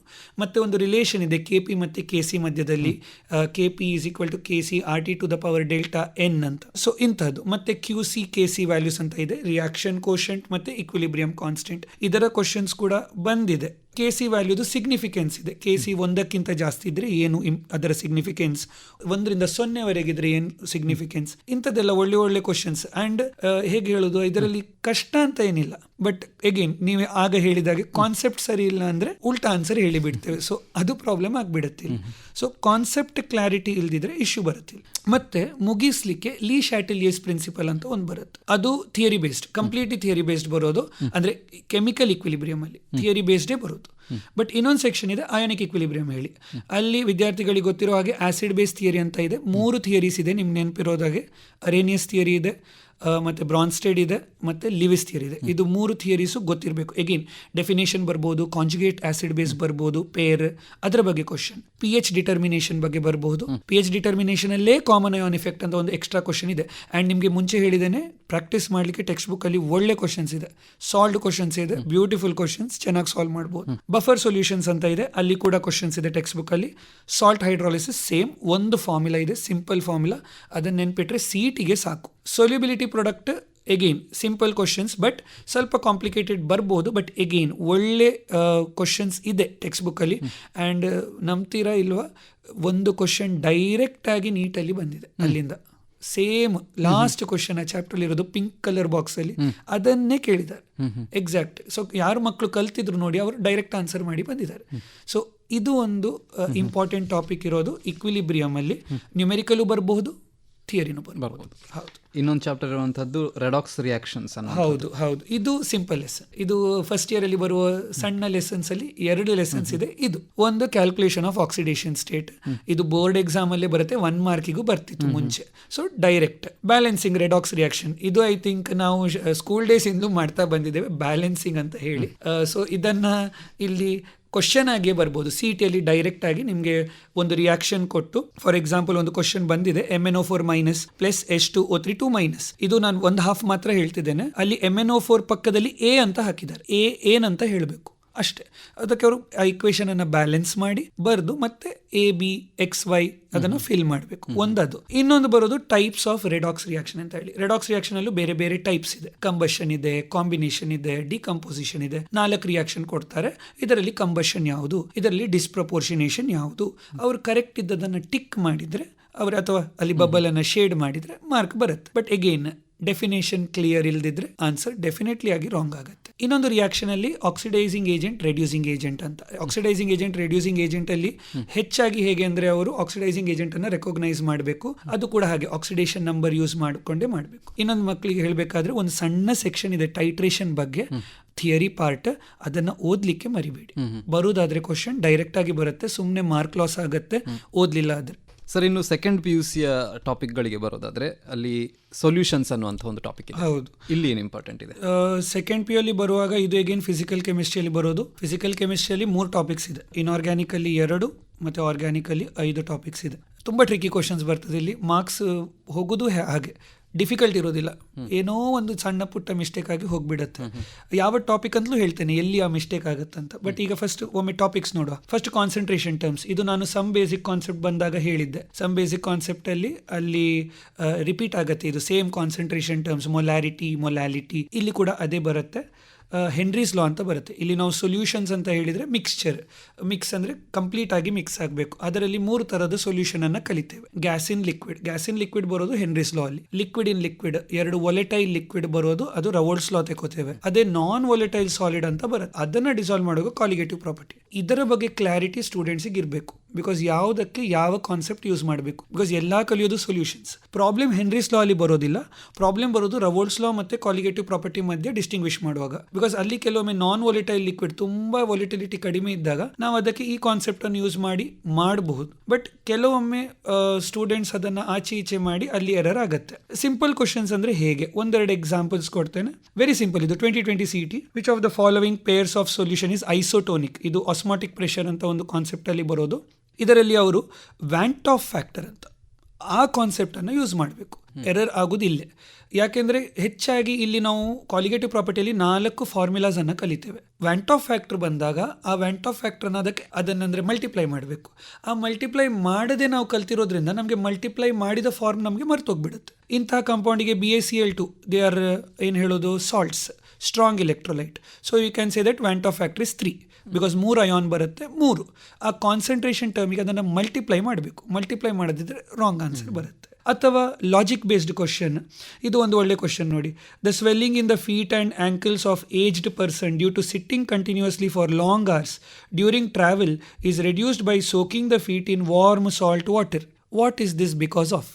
ಇಲ್ಲಿ ಬೇರೆ ಬೇರೆ ಆಪ್ಷನ್ಸ್ ಕೊಡ್ತಾರೆ. Reverse osmosis, diffusion, osmosis. ಇದು ಆನ್ಸರ್ ಇರೋದು ಆಸ್ಮಾಸಿಸ್. ಇಂಥ ಕ್ವಶನ್ ಕೂಡ ಬರುತ್ತೆ. ಇಲ್ಲಿ ಆ ವೇರಿಯೇಷನ್ ಬರುತ್ತೆ. ಸೊ ಕಾನ್ಸೆಪ್ಟ್ ಕೂಡ ಸ್ವಲ್ಪ ಟ್ರಿಕ್ಕಿ. ಯಾಕೆಂದರೆ ಹೇಳ್ಬೋದು ಆಸ್ಮಾಸಿಸ್ ಗೊತ್ತಲ್ಲ ಅಂತ, ಬಟ್ ಕೆಲವು ಮಕ್ಕಳು ರಿವರ್ಸ್ ಆಸ್ಮಾಸಿಸ್ ಬರೆದು ಬಿಡ್ತಾರೆ. ಬಿಕಾಸ್ ಅದು ಕೂಡ ಏನೋ ಒಂದು ಸಿಮಿಲರ್ ಅಂತ ಹೇಳಿ ಅಲ್ಲಿ ಪ್ರಾಬ್ಲಮ್ ಬರುತ್ತೆ. ಮತ್ತೆ ಇನ್ನೊಂದೊಂದು ಕ್ವಶನ್ ಇದೆ which is a good one. The solubility of gas in liquid increases with. ಇದು again concept based. Gas liquid ಅಲ್ಲಿ ಯಾವಾಗ ಜಾಸ್ತಿ ಸೊಲ್ಯೂಬಲ್ ಅಂತ. ಸೊ ಇದಕ್ಕೆ ಆನ್ಸರ್ ಟೆಂಪರೇಚರ್ ಕಡಿಮೆ ಇರಬೇಕು, ಪ್ರೆಷರ್ ಜಾಸ್ತಿ ಇರಬೇಕು. ಕೋಲ್ಡ್ ಡ್ರಿಂಕ್ಸ್ ಅನ್ನು ನಾವು ಹೇಗೆ ಸ್ಟೋರ್ ಮಾಡ್ತೇವೆ, ಫ್ರಿಜ್ಜಲ್ಲಿ ಸ್ಟೋರ್ ಮಾಡ್ತೇವೆ, ಕ್ಯಾಪನ್ನು ಇಡ್ತೇವೆ. ಹಾಗೆ ನೆನಪಿಟ್ರೆ, ನಮ್ಮ ಸುತ್ತಮುತ್ತಲಿರೋ ಕೆಲವು ಎಕ್ಸಾಂಪಲ್ಸ್ ಅನ್ನು ನೆನಪಿಟ್ರೆ ಇದು ನೆನಪಿಡೋದು ಈಸಿ. ಮತ್ತೆ ಹೇಳಿದಾಗೆ ನ್ಯೂಮೆರಿಕಲ್ಸ್ ಬರ್ಬೋದು. ನ್ಯೂಮೆರಿಕಲ್ಸ್ ಕೇರ್ಫುಲ್ ಆಗಿರಬೇಕು. ಬಿಕಾಸ್ ಫಾರ್ಮುಲಾ ರಾಂಗ್ ಹಾಕಿದರೆ, ಸಬ್ಸ್ಟಿಟ್ಯೂಷನ್ ರಾಂಗ್ ಮಾಡಿದರೆ, ಗ್ರಾಮ್ ಹಾಕುವಲ್ಲಿ ಕೆಜಿ ಹಾಕುವಲ್ಲಿ ಗ್ರಾಮ್ ಅಂಥದ್ದೆಲ್ಲ ಮಾಡಿದರೆ ಡೆಫಿನೆಟ್ಲಿ ರಾಂಗ್ ಆಗುತ್ತೆ. ಸೊ ಡೈರೆಕ್ಟಾಗಿ ಮಾಡಬೇಕು. ಆ್ಯಂಡ್ ನ್ಯೂಮೆರಿಕಲ್ ಹೆಚ್ಚಾಗಿ ಕಾಲಿಗೇಟಿವ್ ಪ್ರಾಪರ್ಟಿಯಿಂದ ಬರೋದು, ಬಟ್ ರವೋಲ್ಡ್ಸ್ ಲಾ ಇಂದಲೂ ಬರಬಾರ್ದಂತ ಏನಿಲ್ಲ, ಬೇರೆ ಲಾಸಿಂದಲೂ ಬರ್ಬೋದು. Higher probability is for this concept. ಈಗ ಮುಂದಿನ ಚಾಪ್ಟರ್ ಎಲೆಕ್ಟ್ರೋಕೆಮಿಸ್ಟ್ರಿ. ಇದು ಎಲೆಕ್ಟ್ರೋಕೆಮಿಸ್ಟ್ರಿ. ಇದು ನಮ್ಮ ಒಂದು ಹಳೆಯ topic, first year topic redox reaction ಅಂತ ಎಂಡಿಗೆ ಒಂದು ಡಿಸ್ಕಸ್ ಮಾಡಿದ್ವಿ. ಅದಕ್ಕೆ ಕನೆಕ್ಟೆಡ್ ಟೆಕ್ಸ್ಟ್ ಬುಕ್ ಅನ್ನು ನೋಡಿದರೆ ವಿದ್ಯಾರ್ಥಿಗಳು ರೆಡಾಕ್ಸ್ ಅಲ್ಲಿ ಬರುವ ಟಾಪಿಕ್ಸ್, ಎಂಡಿಗೆ ಬರುವ ಟಾಪಿಕ್, ಮತ್ತೆ ಇಲ್ಲಿ ಮಧ್ಯದಲ್ಲಿ ಒಂದು ಟಾಪಿಕ್ ಇದೆ ಎಲೆಕ್ಟ್ರೋಕೆಮಿಕಲ್ ಸೀರೀಸ್, ಮ್ಯಾಚ್ ಆಗುತ್ತೆ. ಸೊ ಅದಕ್ಕೆ ನಾವು ಹೆಚ್ಚಾಗಿ ಏನು ಮಾಡ್ತೇವೆ ಅಂದರೆ ಅದನ್ನು ಕಂಪ್ಲೀಟ್ ಆಗಿ ಕಲಿಯೋದು ಎಲೆಕ್ಟ್ರೋಕೆಮಿಸ್ಟ್ರಿಯಲ್ಲಿ. ಆಗ ಪ್ರಾಬ್ಲಮ್ ಆಗುತ್ತೆ. ಯಾಕಂದರೆ ಅಲ್ಲಿ ಅರ್ಧ ಕಲಿತು ಅಲ್ಲಿ ಏನು ಗೊತ್ತಿಲ್ಲದೆ ಮತ್ತೆ ಇಲ್ಲಿ ಏನೋ ಕನ್ಫ್ಯೂಷನ್ ಆಗೋದಕ್ಕಿಂತ ಇಲ್ಲೇ ಕಲಿತ್ರೆ ಬೆಟರ್. ಅದು ಒಂದು ಗ್ಯಾಲ್ವಾನಿಕ್ ಸೆಲ್ ಅಂತ ಹೇಳಿ. ಗ್ಯಾಲ್ವಾನಿಕ್ ಸೆಲ್ ಅಂದರೆ ನಾವು ನಾರ್ಮಲ್ ಯೂಸ್ ಮಾಡೋ ಬ್ಯಾಟ್ರೀಸ್ ಎಲ್ಲ, ಯಾವುದು ನಮ್ಮ ಲೆಡ್ ಆಸಿಡ್ ಬ್ಯಾಟ್ರಿ ಇದೆ ಅಥವಾ ರಿಮೋಟಲ್ಲಿ ಹಾಕುವ ಬ್ಯಾಟ್ರಿ ಇದೆ, ಅದರ ಬಗ್ಗೆ ಕಲಿಯೋದು ಅಪ್ಲಿಕೇಶನ್ ಪಾರ್ಟ್, ಅದು ಎಂಡಲ್ಲಿದೆ. ಬಟ್ ಅದರ ಥಿಯರಿಯನ್ನು ಕಲಿತೇವೆ, ಅದು ಗ್ಯಾಲ್ವಾನಿಕ್ ಸೆಲ್. ಇನ್ನೊಂದು ಬರೋದು ಇಲೆಕ್ಟ್ರೋಲಿಟಿಕ್ ಸೆಲ್ ಅಂತ. ಇಲೆಕ್ಟ್ರೋಲಿಟಿಕ್ ಸೆಲ್ ಅಂದರೆ ಕರೆಂಟನ್ನು ಪಾಸ್ ಮಾಡಿ ರಿಯಾಕ್ಷನ್ ಮಾಡೋದು. ಸೊ ಫಸ್ಟ್ ಒನ್ ಕರೆಂಟ್ ಹೊರಗೆ ಬರೋದು, ಇಲ್ಲಿ ಕರೆಂಟ್ ಒಳಗೆ ಹೋಗೋದು. ಇನ್ನೊಂದು ಏನಂದರೆ ಕಂಡಕ್ಷನ್ ಆಫ್ ಸೊಲ್ಯೂಷನ್ ಅಂತ ಬರುತ್ತೆ. ನಾರ್ಮಲಿ ಇದು ಹೇಗೆ ಕಂಡಕ್ಟ್ ಮಾಡುತ್ತೆ, ಅದರಲ್ಲಿ ರೆಸಿಸ್ಟೆನ್ಸ್ ಏನು, ಬಟ್ ನಾವಿಲ್ಲಿ ರೆಸಿಸ್ಟೆನ್ಸ್ ಯೂಸ್ ಮಾಡೋದಿಲ್ಲ, ಕಂಡಕ್ಟೆನ್ಸ್ ಅಂತ ಯೂಸ್ ಮಾಡ್ತೇವೆ. ಸೊ ಇದು 3 ಬ್ರಾಡ್ ಕ್ಲಾಸಸ್ ಈ ಲೆಸನ್ ಇದು. ಮತ್ತು ನಾನು ಆಗ ಹೇಳಿದಾಗೆ ಗ್ಯಾಲ್ವಾನಿಕ್ಸಲ್ಲಿ ಇದೊಂದು ಅಪ್ಲಿಕೇಶನ್ ಪಾರ್ಟ್ ಇದೆ, ಅದು ಲೆಸನ್ ಎಂಡಲ್ಲಿ ಬರುತ್ತೆ. ಅಲ್ಲಿಂದ ಥಿಯರಿ ಕ್ವಶನ್ಸ್ ಬರೋದು. ಸೊ ಅಲ್ಲಿ ಥಿಯರಿ ಕರೆಕ್ಟ್ ಓದಿಲ್ಲ ಅಂದರೆ ಈಗೇನು ಪ್ರಾಬ್ಲಮ್ ಆಗುತ್ತೆ. ಬಂದಿದೆ ಕೂಡ ಕ್ವಶನ್ಸ್, ನೀಟಲ್ಲಿ ಕೂಡ ಬಂದಿದೆ, CETಯಲ್ಲೂ ಬಂದಿದೆ. ಥಿಯರಿ ಕ್ವಶನ್ಸ್ ಆ ಪಾರ್ಟಿಂದ ಬಂದಿದೆ. ಸೊ ಅಲ್ಲಿ ಫೆಮಿಲಿಯರ್ ಇಲ್ಲ ಅಂದರೆ ಮಿಸ್ಟೇಕ್ ಆಗುತ್ತೆ. ಅಂದರೆ ಮಕ್ಕಳಿಗೆ ಈಗ ಆ್ಯನೋಡಲ್ಲಿ ಯಾವ ಪ್ರೊಸೆಸ್ ಆಗುತ್ತೆ, ಕ್ಯಾಥೋಡಲ್ಲಿ ಯಾವ ಪ್ರೊಸೆಸ್ ಆಗುತ್ತೆ, whether be it galvanic cell or electrolytic cell, ಎರಡರಲ್ಲೂ ಬೇಕು. ಫಾರ್ ಎಕ್ಸಾಂಪಲ್ ಈಗ ಕ್ವಶನ್ ಕೊಡೋದಾದ್ರೆ ಕಂಡಕ್ಷನ್ ಆಫ್ ಸೊಲ್ಯೂಷನ್ ಅಲ್ಲಿ ಒಂದು ಕೋಲ್-ರಾಷಸ್ ಲಾ ಅಂತ ವಿದ್ಯಾರ್ಥಿಗಳಿಗೆ ಗೊತ್ತು, ಅಲ್ಲಿ ಫಾರ್ಮುಲಾಸ್ ಎಲ್ಲ ಇದೆ, ಫಾರ್ಮುಲಾ ಹಾಕಿ ಸಬ್ಸ್ಟಿಟ್ಯೂಟ್ ಮಾಡೋದು. ಬಟ್ ಥಿಯರಿನೂ ಬರ್ಬೋದು. 2020 ಒಂದು ಕ್ವಶನ್ ಬಂದಿತ್ತು, pair of electrolytes that possess the same value of the constant A in Debye Hückel Onsager. ಇದು ನಾರ್ಮಲಿ ನಾವು ಅಷ್ಟು ತಲೆಯಲ್ಲಿ ಇಟ್ಕೊಳ್ಳೋದಿಲ್ಲ, ಇದು ಇಂಪಾರ್ಟೆಂಟ್, ಇದರದ್ದು ಕ್ವಶನ್ ಬಂದಿದೆ. ಇನ್ನು ಗ್ಯಾಲ್ವಾನಿಕ್ಸ್ ಅಲ್ಲಿಗೆ ಹೋದಾಗ ಅಲ್ಲಿ ನರ್ನ್ಸ್ಟ್ ಇಕ್ವೇಷನ್ ಅಂತ ಇದೆ, ನಿಮ್ಗೆ ನೆನಪಿರೋ ಹಾಗೆ. ಇನ್ನೊಂದು ಡೆಲ್ಟಾ ಜಿ ನಾಟ್ ವ್ಯಾಲ್ಯೂ ಅಲ್ಲಿ ಅದನ್ನು ಕಂಡು ಹಿಡಿಬೇಕು, ಅಥವಾ ಅದರಿಂದ ಡೆಲ್ಟಾ ಜಿ ನಾಟ್ ವ್ಯಾಲ್ಯೂ ಇಂದ ಈ ನಾಟ್ ವ್ಯಾಲ್ಯೂ ಕಂಡು ಹಿಡಿಬೇಕಾಗತ್ತೆ. ಆರ್ ಇನ್ನೊಂದು ಬರೋದು ನಿಮಗೆ ಇದು ಇಂಥ ಇಕ್ವಿಲಿಬ್ರಿಯಂ ಕಾನ್ಸ್ಟೆಂಟ್ ಕಂಡುಹಿಡಿಯೋದು. ಸ್ವಲ್ಪ ಕಷ್ಟದ ಕ್ವಶನ್ ಇಕ್ವಿಲಿಬ್ರಿಯಂ ಕಾನ್ಸ್ಟೆಂಟ್, ಬಿಕಾಸ್ ಅಲ್ಲಿ ಆಂಟಿಲಾಗ್ ತೆಗಿಬೇಕಾಗತ್ತೆ. ಇನ್ನೊಂದೊಂದು ಮಿಸ್ಟೇಕ್ ಆಗ್ಬೋದು ಅಂದರೆ ಎನ್ ವ್ಯಾಲ್ಯೂ ಕಂಡುಹಿಡಿಯುವಾಗ ಎನ್ ವ್ಯಾಲ್ಯೂ 1 2 3 ಅದಕ್ಕೊಂದು ಕೇರ್ಫುಲ್ ಆಗಿ ಸಿಲೆಕ್ಟ್ ಮಾಡಿ ಎನ್ ವ್ಯಾಲ್ಯೂ ಅನ್ನ ಹಾಕಿ. ಥಿಯರಿ ಕ್ವಶನ್ಸ್ ಹೇಳಿದೆ. For example, in fuel cell dash is used as a catalyst for anode and cathode. ಅಲ್ಲಿ ಟೆಕ್ಸ್ಟ್ ಬುಕ್ಕಲ್ಲಿ ಕೊಟ್ಟಿದ್ದಾರೆ ಪ್ಲಾಟಿನಮ್ ಪೆಲಿಡಿಯಮ್ ಆದರೆ ಅದನ್ನು ಆನ್ಸರ್ ಬರೀಬೇಕು ಹಾಗೆ. So direct question. ಸೊ ಇದು ಥಿಯರಿ ಕ್ವಶನ್ಸು ಬಂದಿದೆ. ಸೊ ಇದು ಇಲೆಕ್ಟ್ರೋಕೆಮಿಸ್ಟ್ರಿಯಲ್ಲಿ ವಿದ್ಯಾರ್ಥಿಗಳು ಸ್ವಲ್ಪ ಥಿಯರಿ ಬರೋದಿಲ್ಲ ಅಂತ ಯೋಚಿಸ್ಲಿಕ್ಕಿಲ್ಲ, ಥಿಯರಿ ಬರುತ್ತೆ ಇಲ್ಲಿಂದ. ಈವನ್ ನೀವು ನೀಟ್ ಎಕ್ಸಾಮ್ ನೋಡಿದ್ರು ಕೂಡ, ನೀಟ್ ಬಗ್ಗೆ ಹೇಳೋದಾದರೆ 50 ಕ್ವಶನಲ್ಲಿ 10 ನ್ಯೂಮೆರಿಕಲ್ ಬರ್ಬೋದು. ಈಗ ಮುಂದಿನ ಚಾಪ್ಟರ್ಗೆ ಹೋಗೋದಾದ್ರೆ ಕೆಮಿಕಲ್ ಕೈನೆಟಿಕ್ಸ್. ಇದು important lesson and easy lesson. ಇದರಲ್ಲಿ ರಿಯಾಕ್ಷನ್ ಎಷ್ಟು ಫಾಸ್ಟ್ ಅಥವಾ ಅದನ್ನು ಫಾಸ್ಟ್ ಮಾಡೋದು ಹೇಗೆ, ಅದನ್ನು ಸ್ಲೋ ಮಾಡೋದು ಹೇಗೆ, ಅದನ್ನು ಕಲಿತೇವೆ. ಇಲ್ಲಿ ರೇಟ್ ಲಾ ಅಂತ ಬರುತ್ತೆ. ರೇಟ್ ಲಾ ಅಂತ ನಾನು ಈ ಸೆಕ್ಷನ್ಗೆ ರೇಟ್ ಲಾ ಅಂತ ನಾನು ಹೇಳೋದು, ಯಾಕೆಂದ್ರೆ ಇದರಲ್ಲಿ ನಾವು ರೇಟ್ ಮತ್ತೆ ಕಾನ್ಸಂಟ್ರೇಷನ್ ಮಧ್ಯೆ ಇರುವ ರಿಲೇಶನ್ಶಿಪ್ ಅನ್ನು ಹೇಳ್ತೇವೆ. ಇದರಲ್ಲಿ ಬೇರೆ ಬೇರೆ ಕಾನ್ಸೆಪ್ಟ್ ಇದೆ, ಬಟ್ ಬ್ರಾಡ್ ಆಗಿ ಇದನ್ನು relationship in between concentration and rate. ಮತ್ತು 2 ಸಣ್ಣ ಸಣ್ಣ ಸೆಕ್ಷನ್ ಇದೆ, relationship between temperature and rate, relationship between catalyst and rate. So ಇದು ಕೂಡ ಕಲಿಬೇಕು. ಕೊನೆಗೆ ಒಂದು ಕೊಲಿಷನ್ ಥಿಯರಿ, ಅದು ಒಂದು ಪೇಜ್ ಇದೆ, ಅದು ಜಸ್ಟ್ ಥಿಯರಿ. ಈಗ ಕ್ವಶನ್ ಬರೋದಾದರೆ ಹೇಗೆ 2021ನಲ್ಲಿ ಬಂದಿರೋದು, if the rate constant for a first order reaction is K, the time T required for completion of 99% of reaction is. ಇದಕ್ಕೆ ಫಾರ್ಮುಲಾ ಹಾಕಬೇಕು, ಸಬ್ಸ್ಟಿಟ್ಯೂಟ್ ಮಾಡಬೇಕು, ಆನ್ಸರ್ ಬರುತ್ತೆ. ಇನ್ನೊಂದು ಹೀಗೆ ಬರ್ಬೋದು, ರೇಟ್ ಲಾ ಮೇಲೆ ಆಧಾರಿತವಾಗಿರೋದು. The rate of a gaseous reaction is given by expression ಕೊಡ್ತಾರೆ, K square bracket A square bracket B whole square. If the volume of the vessel is reduce to half it's initial volume, the reaction rate ಏನಾಗುತ್ತೆ, ಆ reaction ರೇಟಿಗೆ compared to original ಏನಾಗುತ್ತೆ. So ಮಕ್ಕಳು ಏನು ಹೇಳಬೇಕಲ್ಲಿ 8 times ಆಗುತ್ತೆ, because volume ಕಡಿಮೆ ಆದಾಗ concentration ಜಾಸ್ತಿ ಆಗುತ್ತೆ, ಕಾನ್ಸಂಟ್ರೇಷನ್ ಜಾಸ್ತಿ ಆದಾಗ ರೇಟ್ ಫಾಸ್ಟ್ ಆಗುತ್ತೆ. ಹೀಗೆ ಕ್ವಶನ್. ಇದು ಅಗೇನ್ ಲಾಜಿಕಲ್ ಬೇಸ್ಡ್. ಮತ್ತೆ ನಾನು ಟೆಂಪರೇಚರ್ ಡಿಪೆಂಡೆನ್ಸ್ ಬಗ್ಗೆ ಹೇಳಿದ್ದೆ, ಅಲ್ಲಿ ಅರೇನಿಯಸ್ ಇಕ್ವೇಷನ್ ಅಂತ ಬರುತ್ತೆ, ಅದು 2023 ಒಂದು ಕ್ವಶನ್ ಬಂದಿದೆ. ಈಗ D and F block elements ಅನ್ನುವಂಥ ಒಂದು ಚಾಪ್ಟರ್ ಇದೆ. ಹೌದು, ಇದನ್ನ ಐ ಥಿಂಕ್ ಪೀರಿಯಾಡಿಕ್ ಕ್ಲಾಸಿಫಿಕೇಶನ್ ಹೇಳುವಾಗ ಇದ್ರ ಬಗ್ಗೆ ಸ್ವಲ್ಪ ಹೇಳಿದ್ದೆ. ಇದು ಏನು ಹೇಳೋದು, ಸ್ವಲ್ಪ ಮೆಮೊರಿ ಓರಿಯೆಂಟೆಡ್ ಚಾಪ್ಟರ್. ಹೇಗೆ ನಮ್ಮ ಪೀರಿಯಾಡಿಕ್ ಕ್ಲಾಸಿಫಿಕೇಶನ್ ಇತ್ತು ನೋಡಿ, ಅದು ಕೂಡ ಮೆಮೊರಿ ಓರಿಯೆಂಟೆಡ್. ಸ್ವಲ್ಪ ಓದಿ ಮೆಮೊರೈಸ್ ಮಾಡಿ ಆನ್ಸರ್ ತನ್ನಿಂತಾನೆ ಬರುತ್ತೆ. ಇವನ್ ಪ್ರಾಬ್ಲಮ್ ಸಾಲ್ವ್ ಮಾಡೋದಿದ್ರು ಮೆಮೊರೈಸೇಷನ್ ಇದ್ರೆ ಮಾಡ್ಬೋದು. ಫಾರ್ ಎಕ್ಸಾಂಪಲ್, ಜಸ್ಟ್ ಕೆಲವು ಎಕ್ಸಾಂಪಲ್ ಕೊಡೋದಾದ್ರೆ, ಇಲೆಕ್ಟ್ರಾನಿಕ್ ಕಾನ್ಫಿಗರೇಷನ್ ಇರಬಹುದು, ಡೈರೆಕ್ಟ್ ಕ್ವಶನ್ ಬರ್ಬೋದು. ಇಲೆಕ್ಟ್ರಾನಿಕ್ ಕಾನ್ಫಿಗರೇಷನ್ ಇದು, ಮೆಲ್ಟಿಂಗ್ ಪಾಯಿಂಟ್, ಎಟೊಮೈಸೇಷನ್ ಎಂಥಾಲ್ಪಿ ಅಂತ ಇದೆ, ಫಸ್ಟಿಗೆ ಬರೋದು ಅದು. ಆಮೇಲೆ E0 ವ್ಯಾಲ್ಯೂಸ್ ಅಂತ ಬರುತ್ತೆ, ಇದರಲ್ಲಿ ಗ್ರಾಫ್ ಇದೆ. ಸೊ ಆ ಗ್ರಾಫ್ ಆಧಾರಿತವಾಗಿ ಕ್ವಶನ್ ಕೇಳಬಹುದು. ಅಯೋನೈಸೇಷನ್ ಎಂಥಾಲ್ಪಿ ಅಂತ ಇದೆ, ಆಕ್ಸಿಡೇಷನ್ ಸ್ಟೇಟ್ಸ್ ಬಗ್ಗೆ ಹೇಳ್ಬೋದು, ಡಿಸ್ಕಷನ್ ಇರ್ಬೋದು. ಯಾವುದಕ್ಕೆ ಜಾಸ್ತಿ ಆಕ್ಸಿಡೇಷನ್ ಸ್ಟೇಟ್ ಇದೆ, ಆಕ್ಸೈಡ್ಸ್, ಆಕ್ಸೋಕ್ಯಾಟಯಾನ್, ಆಕ್ಸೋಆನಿಯಾನ್. ನಿಮಗೆ ಎಕ್ಸಾಂಪಲ್ ಕೊಡಬೇಕಾದ್ರೆ ಗೊತ್ತಾಗತ್ತೆ ನೋಡಿ. Which of the following is the correct with respect to melting point. ಏನು ಕೊಟ್ಟಿದ್ದಾರೆ ಅವರು, vanadium's melting point is greater than chromium, chromium's melting point is greater than manganese. ಇದೇ ಹೇಳಿದ್ದು ನಾನು, ಮೆಮೊರಿ ಬೇಸ್. ನಿಮಗೆ ಮೆಮೊರಿ ಇದ್ರೆ, ನಿಮ್ಗೆ ಗೊತ್ತಿದ್ರೆ ಯಾವುದು ಜಾಸ್ತಿ ಇದೆ, ಕ್ರೋಮಿಯಂ ಜಾಸ್ತಿ ಅಂತ ಗೊತ್ತಿದ್ರೆ ಡೆಫಿನೆಟ್ ಅದೇ ಆನ್ಸರ್ ಬರೀತೀರ. ಕಾನ್ಫಿಗರೇಷನ್ ಕೊಡ್ತಾರೆ, ಯಾವ ಎಲಿಮೆಂಟ್. ಸೊ ಇದು ಕೂಡ ಹಾಗೆ ಮೆಮೊರಿ ಬೇಸ್ಡ್. ಮತ್ತೆ ಬರೋದು ಪೊಟ್ಯಾಷಿಯಂ ಡೈಕ್ರೋಮೇಟ್, ಪೊಟ್ಯಾಷಿಯಂ ಪರ್ಮ್ಯಾಂಗನೇಟ್. ಇದರ ಬೆನಿಫಿಟ್ ಏನಂದರೆ, ಹೆಚ್ಚಾಗಿ ಇದರ ರಿಯಾಕ್ಷನ್ಸ್ ನಾವು ರೆಡಾಕ್ಸಲ್ಲೇ ಕಲ್ತಿರ್ತೇವೆ. ಸೊ ಅದರದ್ದೇ ಒಂಥರ ಇನ್ನೊಮ್ಮೆ ಪುನರಾವರ್ತನೆ, same thing. Finally F block, ಇದು ಸಣ್ಣ ಸೆಕ್ಷನ್, ಜಾಸ್ತಿ ಇಲ್ಲ. ಡಿ ಬ್ಲಾಕ್ ಥರನೇ ಕಲಿಬೇಕು, ಕಲಿಯೋದು ಇದು ಸ್ವಲ್ಪ ಡಿಫ್ರೆಂಟ್, ಮೆಮೊರಿ ಮಾಡಬೇಕು, ಬಟ್ ಇದು ತುಂಬ ಚಿಕ್ಕದು. ಒಂದು ಇಂಪಾರ್ಟೆಂಟ್ ಕಾನ್ಸೆಪ್ಟ್ ಅಂದರೆ ಇಲ್ಲಿ ಲ್ಯಾಂಥೋನಾಯ್ಡ್ ಕಾಂಟ್ರಾಕ್ಷನ್ ಅಂತ, ಅದು ಇಂಪಾರ್ಟೆಂಟ್.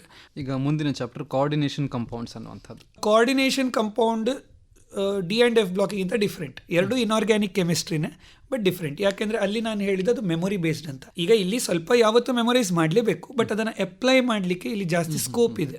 ಸೊ ಎಕ್ಸಾಂಪಲ್, ಈಗ ನಾಮನ್ಕ್ಲೇಚರ್, ಇಲ್ಲಿ ಒಂದು ನಾಮನ್ಕ್ಲೇಚರ್ ಇದೆ. ಇಲ್ಲಿ ಕೂಡ ನಾನು ಅಬ್ಸರ್ವ್ ಮಾಡಿದ ಪ್ರಕಾರ ಆಲ್ಮೋಸ್ಟ್ ಎವ್ರಿ ಇಯರ್ ಒಂದು ಕ್ವಶನ್ ಬಂದಿದೆ. ಐಸೋಮೆರಿಸಮ್ ಕ್ವಶನ್ಸ್ ಕೂಡ ಬಂದಿದೆ. ಹೇಗೆ ಆರ್ಗ್ಯಾನಿಕಲಿ ಬಂದಿದೆಯಾ ಅದೇ ಥರ ಇಲ್ಲಿ ಕೂಡ ಬರುವ ಚಾನ್ಸ್ ಇದೆ. ಮತ್ತೆ ಫೈನಲಿ ಬರೋದು ಬಾಂಡಿಂಗ್.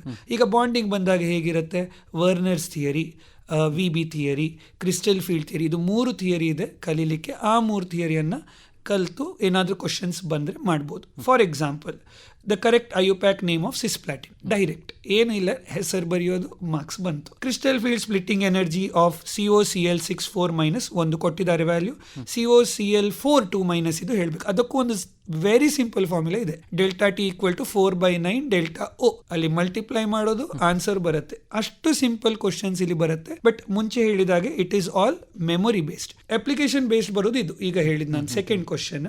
ಇನ್ನೊಂದೊಂದು ಕ್ವಶನ್ ಹೇಳೋದಾದ್ರೆ number of isomers. So same ನಮಗೆ ಆರ್ಗ್ಯಾನಿಕ್ ಕೆಮಿಸ್ಟ್ರಿಯಲ್ಲೂ ಬರುತ್ತೆ, ಇಲ್ಲಿ ಕೂಡ ಹಾಗೆ ಐಸೋಮೆರಿಸಮ್ ಎಷ್ಟು ತೋರಿಸುತ್ತೆ.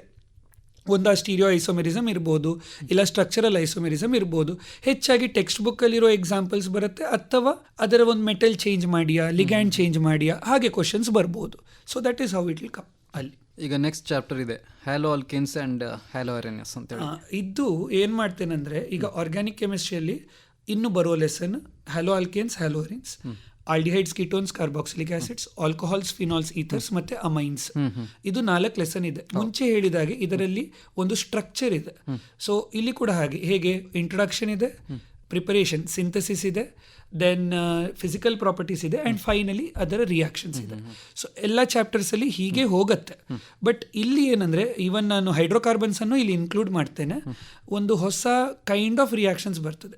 ವಿದ್ಯಾರ್ಥಿಗಳಿಗೆ ಗೊತ್ತಿದ್ದು ನೇಮ್ಡ್ ರಿಯಾಕ್ಷನ್ಸ್ ಅಂತ ಹೇಳ್ತೇವೆ, ಅಂದರೆ ಸೈಂಟಿಸ್ಟಿನ ಹೆಸರಿನ ಮೇಲಿರುವ ರಿಯಾಕ್ಷನ್. ವಿದ್ಯಾರ್ಥಿಗಳಿಗೆ ಗೊತ್ತಿರೋ ಹಾಗೆ ವರ್ಡ್ಸ್ ರಿಯಾಕ್ಷನ್ ಅಂತ ಒಂದು ಬರುತ್ತೆ, ಆರ್ ವರ್ಡ್ಸ್ ರಿಯಾಕ್ಷನ್ ಅಂತ ಹೇಳ್ಬೋದು. ಇನ್ನೊಂದು ರಿಯಾಕ್ಷನ್ ಬರೋದು ಕೆಲವು ಕಾಮನ್ ರಿಯಾಕ್ಷನ್. ಈಗ ಹ್ಯಾಲೋ ಆಲ್ಕೇನ್ ಚಾಪ್ಟರ್ ನೋಡೋದ್ರಿಂದ ನಾವು ಫಿಂಕಲ್ಸ್ಟೀನ್ ರಿಯಾಕ್ಷನ್ ಅಂತ ಇದೆ, ಶ್ವಾರ್ಟ್ಸ್ ರಿಯಾಕ್ಷನ್ ಅಂತ ಇದೆ. ಸೊ ಇದೆಲ್ಲ ಹೆಸರಿರುವಂಥ ರಿಯಾಕ್ಷನ್, ನೇಮ್ಡ್ ರಿಯಾಕ್ಷನ್ಸ್ ಅಂತ. ಇದಕ್ಕೆ ಸ್ವಲ್ಪ ಪ್ರಾಮುಖ್ಯತೆ ಜಾಸ್ತಿ. ಎಲ್ಲ ರಿಯಾಕ್ಷನ್ಸ್ ಇಂಪಾರ್ಟೆಂಟೇನೆ. ಟೀಚರಿಗೆ ಸ್ವಲ್ಪ ಕಷ್ಟ ಕ್ವಶನ್ ಕೊಡಬೇಕಾದ್ರೆ ಆಗ ಅವರು ನೇಮ್ ರಿಯಾಕ್ಷನ್ಸ್ ಬಿಟ್ಟು ಬೇರೆ ಕೊಡ್ತಾರೆ. ಬಟ್ ಹೆಚ್ಚಾಗಿ ಒಂದು ಪೇಪರಲ್ಲಿ ಒಂದು 4-5 ನೇಮ್ ರಿಯಾಕ್ಷನ್ಸ್ ಅಂತೂ, ಅದರ ಆಧಾರಿತವಾದ ಕ್ವಶನ್ಸ್ ಅಂತೂ ಬಂದೇ ಬರುತ್ತೆ. ಸೊ ಹಾಗೆ ಅದಕ್ಕೆ ಸ್ವಲ್ಪ ಜಾಸ್ತಿ ಗಮನ ಕೊಡಬೇಕಾಗತ್ತೆ. ಕ್ವಶನ್ಸ್ ಬರೋದು ಇಲ್ಲಿ ಮೆಮೊರಿ ಬೇಸ್ಡ್ ಬರುವ ಚಾನ್ಸ್ ಇದೆ.